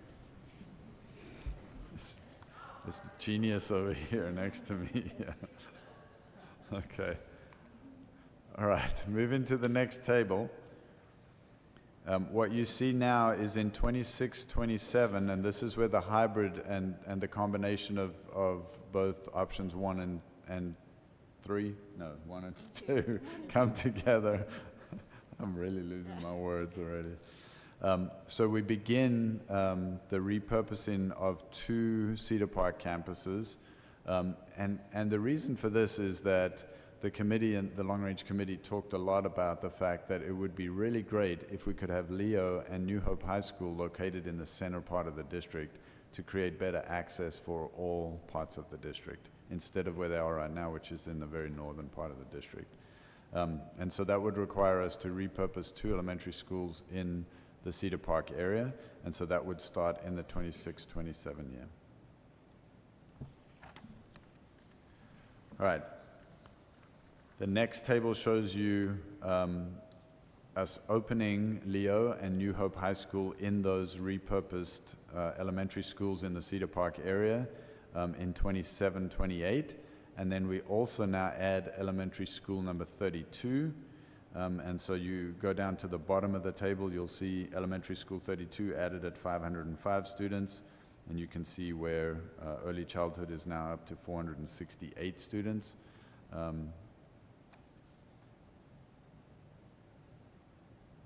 Comments from the table, anybody? Okay, board members, you're with me still? Okay. That next map now shows our potential catchment area for the opening of elementary school number 32 in the southwest corner of this map. So that will be in the Treviso neighborhood in 27-28, and then it shows you how those potential catchment areas might look. You can still see elementary school 31 in there and elementary school 30, and so now we're progressively adding these new elementary schools to the catchment area map.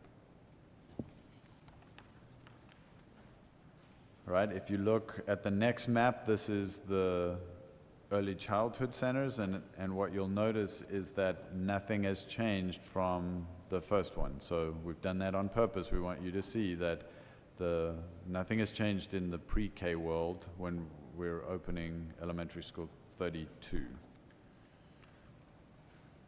Right, then the table now shows you what happens in 28, 29, and we've added 29 and 30 in here because nothing new happens there either, so we're just adding those changes in numbers as we continue to grow.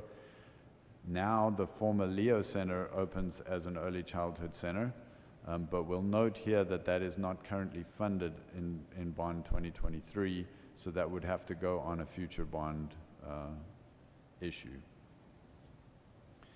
So now we have 2 early childhood centers in 28, 29. So when you go and look down at the bottom there, we've got 514 at Halsey. Remember, the capacity of that building will be 550 pre-K students, and then opening up Leo takes us to 498. What does that do? Well, if you go to the next map, then you can see that our pre-K communities now, we're adding, that one's not the right one. Catching up. Catch up. There we go. Am I behind? You were behind. Okay, here we go. All right, so now that early childhood center at Halsey is in the top portion, and now we've got an early childhood center at Leo that's taken in all of Parkside, Aiken, and all across in that green zone. The large pink zone is still a pre-K community, and that one is at Deer Creek. And so you can see that that encompasses a large area because there's not a lot of students in that western part of the district. All right, comments from the table, questions from board members? That takes us all the way to the full table. That takes us all the way out to 32, 33. You can see that now in 31, we open elementary school 33 in the northeast. This is, again, not currently funded in a bond, and so would have to go on a future bond issue, but we feel like is necessary. And Jimmy, this is one that we do not have land for yet either, and so we'll be looking for land for this one. Dr. Gearing, do we have any other bond money from 2017?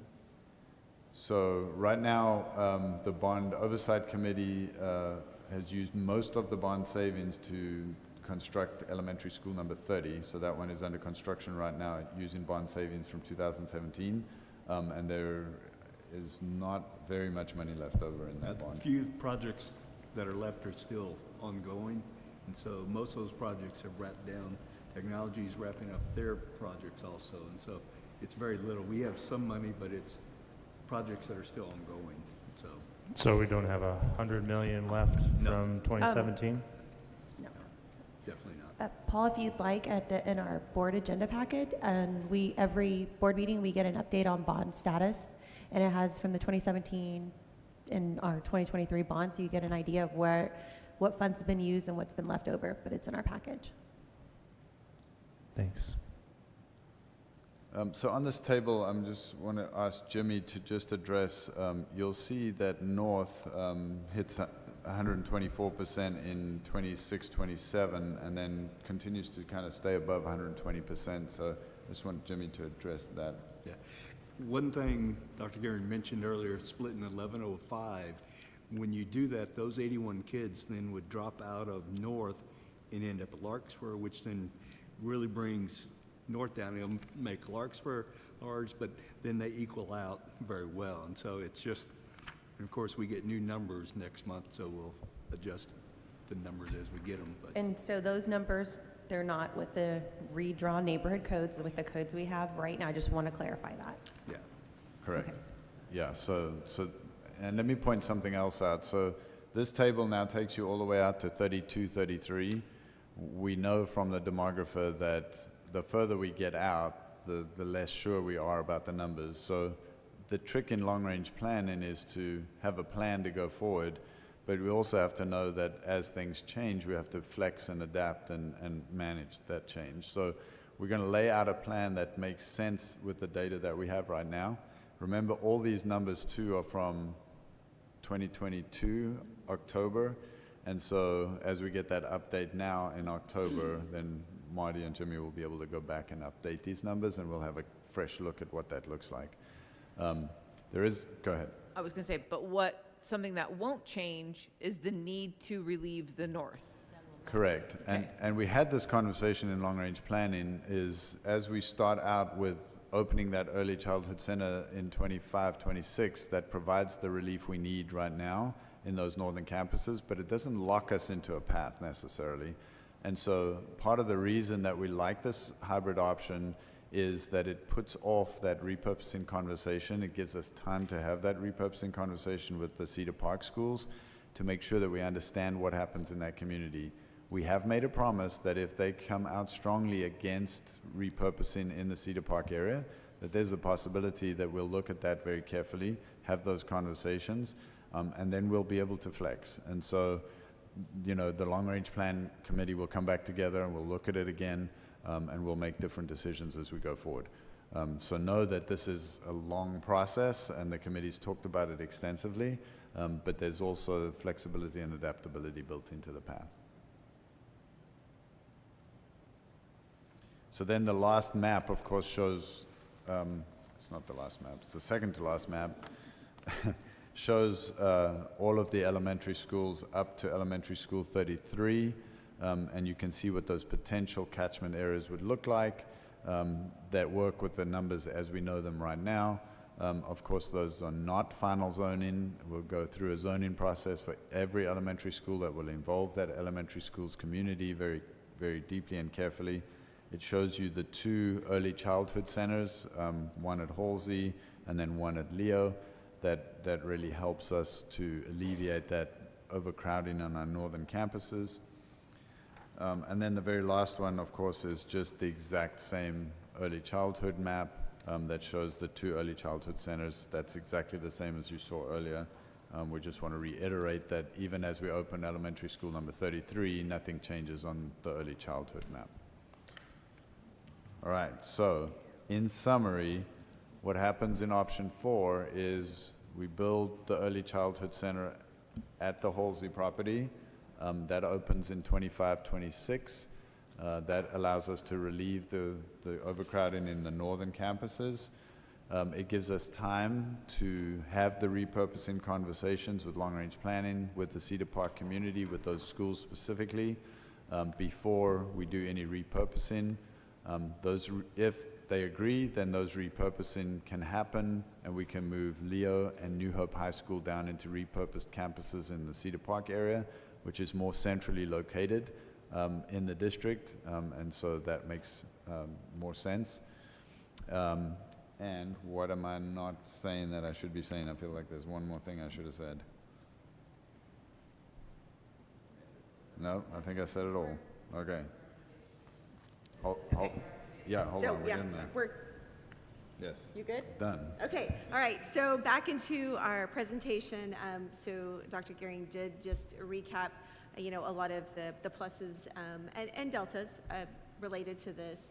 I think definitely what we all were super excited about was that this option actually emerged from the work of the committee, right? And that is the power of it. And when we talk about committee members feeling empowered, I mean, we've all had people come up saying, this is the way it's supposed to work. And so that was super exciting.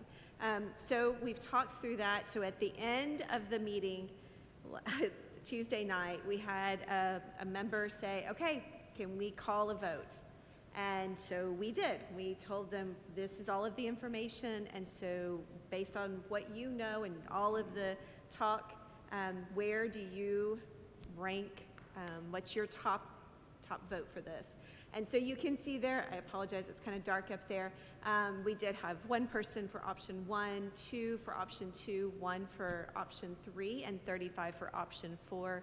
I do want to be transparent and say that I know of at least one member who did not feel comfortable voting, felt like they needed a little bit more time, and absolutely we want to honor that. But our committee had called for a vote, so we wanted to honor that as well. So based on all of that, we came together as a group, and our administration does recommend option 4, which begins, as Dr. Gehring says, with building an early childhood center at the Halsey site and considering other early childhood programs during the design phase. We have an incredible opportunity to really think about how could we embed parents as teachers and our young parent services and so on into this design phase. So that is something definitely that we would like to propose. And it allows for continued conversations with the community regarding repurposing, also allows time for us to get updated numbers, and then we can see where we need to shift. So that is our recommendation, which we will be seeking approval on next board meeting. And it looks like Dr. Gearing's drawing again. He's in Bruce vision.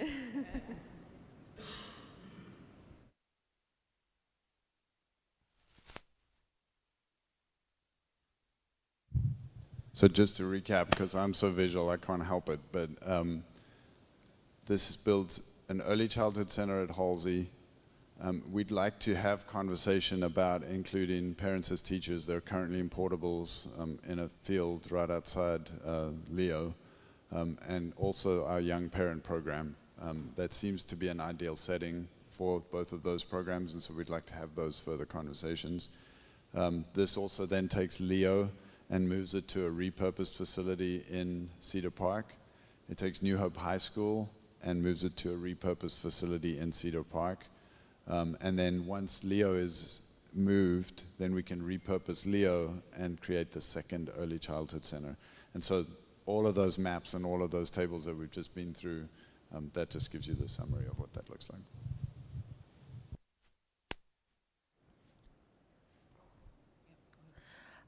I personally would, when we were talking about early childhood centers, I assumed that parents and teachers and our young parents program and would all be housed in there, because I feel like you have to have them there. It's the whole point of early childhood centers. So I guess my question is, so we have these our first early childhood center off of Housley.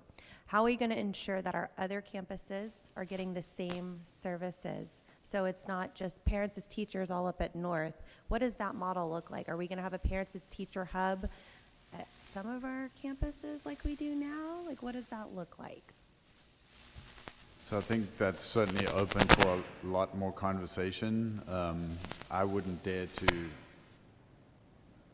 to speak for Erin, because you know Erin. I think and that's, so, yeah. I certainly think that's something that we have to have a lot of conversation around. I'm looking forward to that conversation. Board members? So to be clear, for some reason on our sample motion, there's nothing there, but we know the next item will be voting. So I'm curious, is this administrative recommendation going to be what our motion would be? Just so I can make sure I'm on the same talking point. Yes, absolutely. So we loaded the board letter before we had finished up with long-range planning, because we have to. And so we did not have a recommendation to put in the motion, but yes, absolutely, we will be, what you see in the presentation is the motion that we would be bringing forward.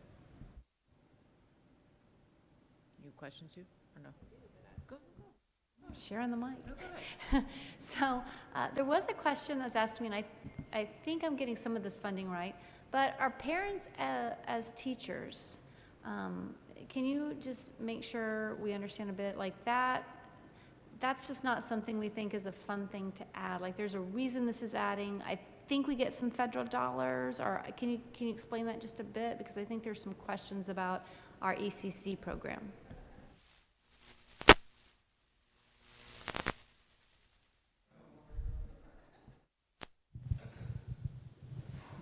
But also, if you've been there, it is an amazing program.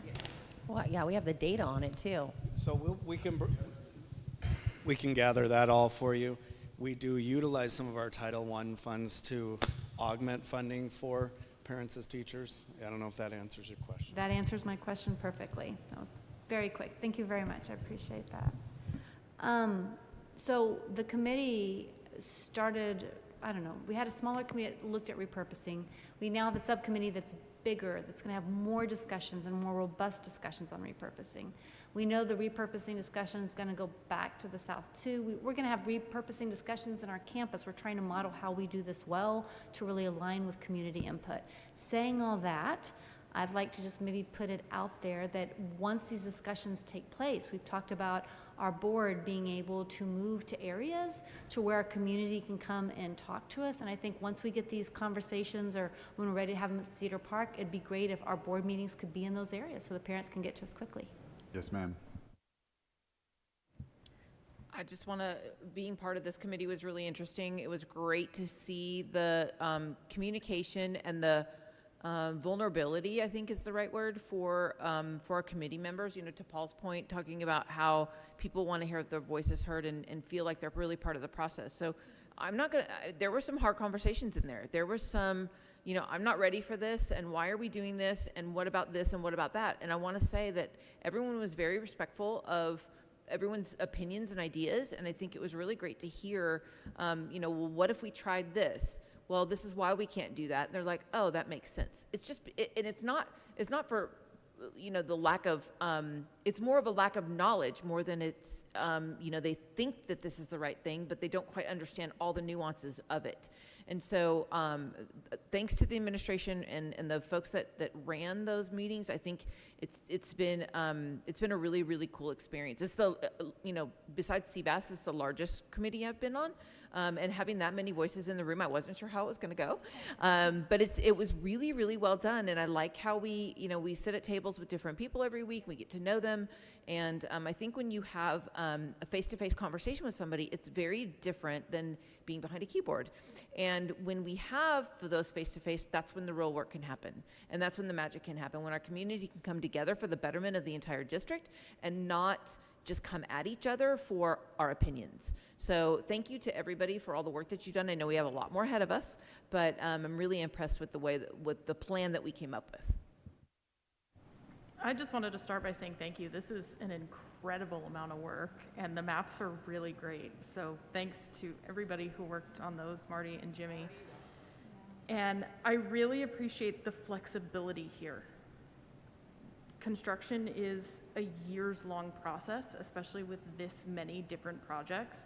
And I appreciate that this isn't locking us in to any one plan, because so much can shift. Communities shift, what the communities want shifts.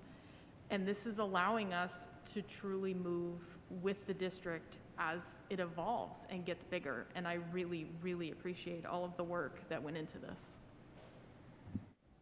I have to be honest, when we had this committee, I was like, this is do or die. This is gonna basically decide where we're at in long range plan. So I was like trying to like really just be like, listen.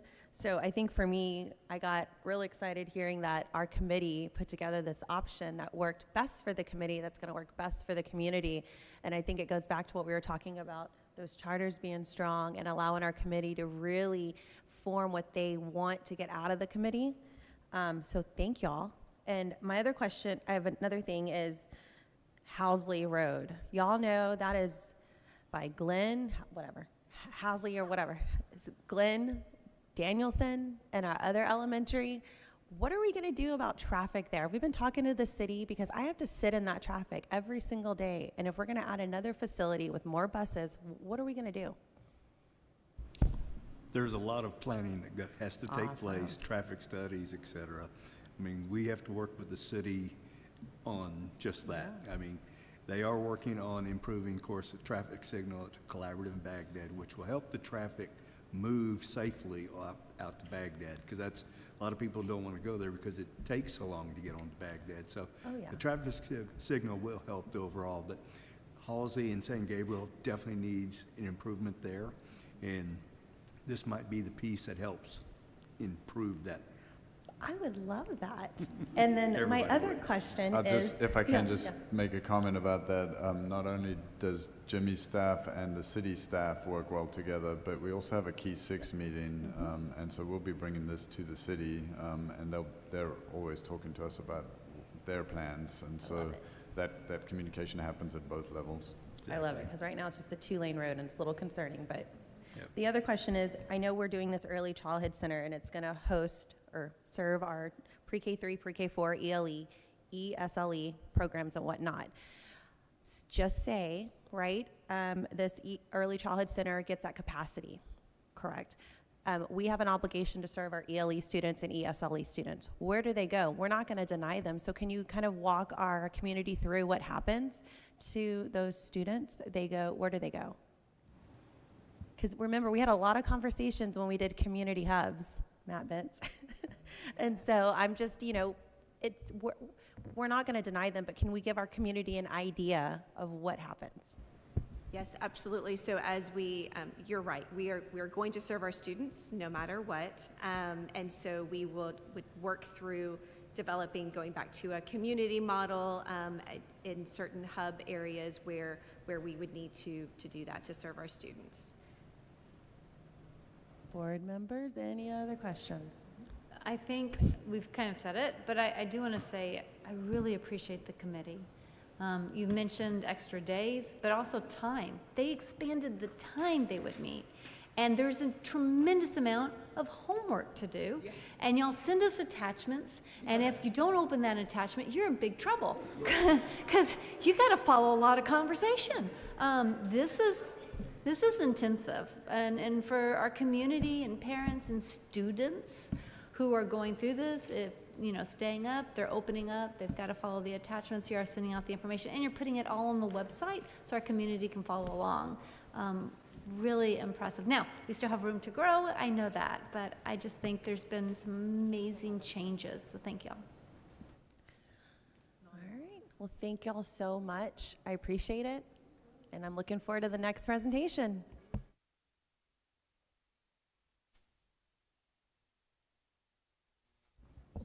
Marty needs a medal.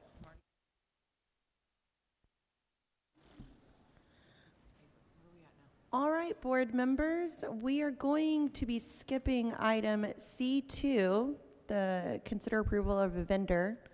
That'll be for a future board meeting. And we will now go to C3, 2022-2023 budget projections. Mr. Pete.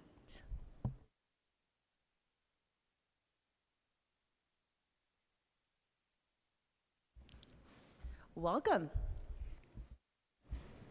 Good evening, members of the board, Madam President, Dr. Gearing. As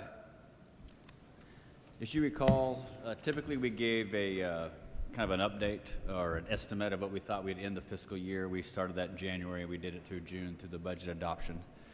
What we're doing tonight is we're just bringing you an updated version of that. We will bring you a final amount when we bring you to the audit in November. So I just wanted to give you an idea. If you recall, we were looking at having about 10 million, and we decided we would we recommend the board approve that we transfer 5 million of that out, 3 million for health insurance and 2 million to major maintenance. But even after making that transfer, we are at the position where our estimate, our updated estimate, is even after transferring out the additional the 5 million that we transferred out in June, is we expect to add about $11 million to fund balance for fiscal year 23.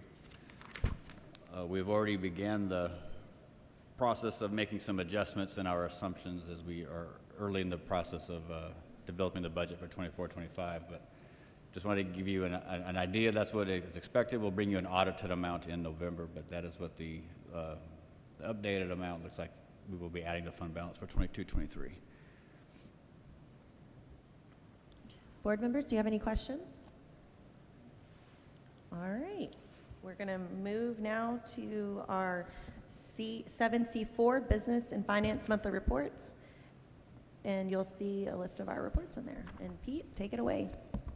All right, members of the board, we do have our monthly reports. I don't have anything really, anything in particular to draw your attention on this report.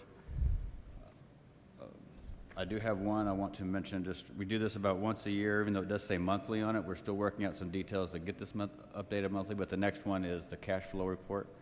So this is just a cash flow based on budget for the upcoming, for the 23-24 school year or fiscal year. It just gives you an idea. As you notice, the first 5 months of the year, we're about 30 million deficit each month. That's why we have a healthy fund balance, because we need about 150 million to carry us to when our taxes come in December and January.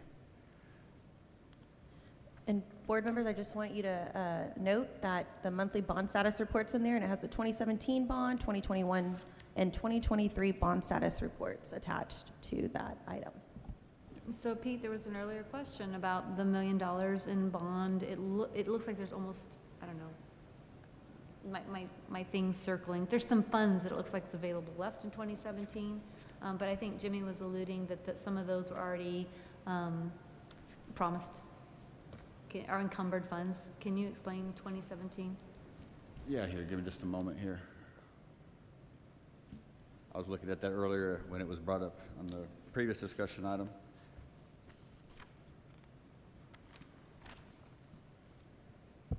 Just going off the report, and so if I say anything incorrect or misleading, I'm going to ask Jimmy to come up and make sure that I'm clear. But so basically, we had some money left over from the 2007 bond, about 18.5 million, and then the 2017 bond was 454 million. And if you look at, I'm on page 2 at the bottom here. And then we had some budget transfers. They all net out. There were some other revenue sources of about 36 million put in outside of the bond through interest or other means throughout the process. So the total budget was about just under 510 million. And then you go from 2017 all the way up through 2024. You look at the actuals. We've spent 364 million. There are $52 million still encumbered, so that means that those are POs out for services. They just either the invoices haven't come in or the construction projects are still in process. And then when you subtract that out, that leaves a remaining balance, a remaining budget anyway, of just over $93 million. It doesn't necessarily mean that that's $93 million available to do whatever we want with. I mean, there's $93 million still left of some items that we haven't spent on the budget. Now, Jimmy will be able to provide you more of a detail if we get to the point as that closes out, if there are some projects that end under budget, which I don't expect anything from 2017 to be under budget. I mean, that'd be great if it was, but I'm not putting all the eggs in that basket. But just to clarify general process, if something did happen under budget, then that discussion goes to the Bond Oversight Committee for discussion. Yes, exactly. There is a process for any time of like interest earnings or project does come in under budget. It goes to the Bond Advisory Committee, or they make the motion that they've agreed that it's over. Here's a savings amount. That amount will go to a separate account. They hold on to it. And then any time money goes out of that account, it goes back to the Bond Advisory Committee, and they approve that, and then it comes to the Board of Trustees for final approval. Board members, any other questions? Thank you so much. All right, I appreciate it. All right, board, it is 9:35, and the board will now go into closed session for the purposes permitted by the Texas Government Codes 551071, consultation with attorney regarding pending or contemplated litigation and/or attorney-client privilege matter. Texas Government Code 551074, personnel deliberate, the appointment, employment, evaluation, reassignment, duties of public officer employee. Texas Government Code 551081, deliberation regarding matters whereby personal identifiable information regarding one or more students will be disclosed. No action will be taken in closed session. Any action related to closed session agenda items will be taken when the board returns to open session.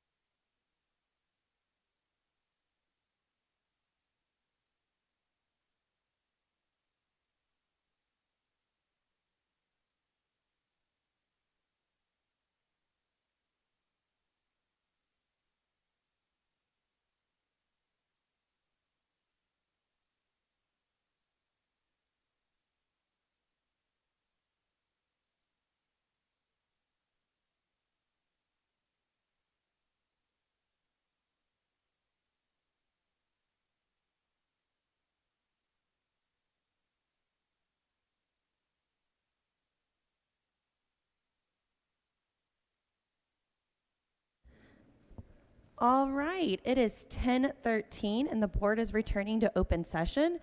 Board members, do we have any motions related to closed session agenda items? I move the board approve the resolution authorizing the district to join the TEA A through F accountability lawsuit, cause number D1GN23004675, filed in the 419th District Court, Travis County, as presented. I second. We have a motion from Francesca, a second from Trish. Do we have any discussion from our board members? No discussion. All those in favor, please raise your hand. All those opposed? 4 yes, 1 no. Motion passes. Board, and we are done. It is 10:14 and we are done with this board meeting. Congratulations. Have a great evening.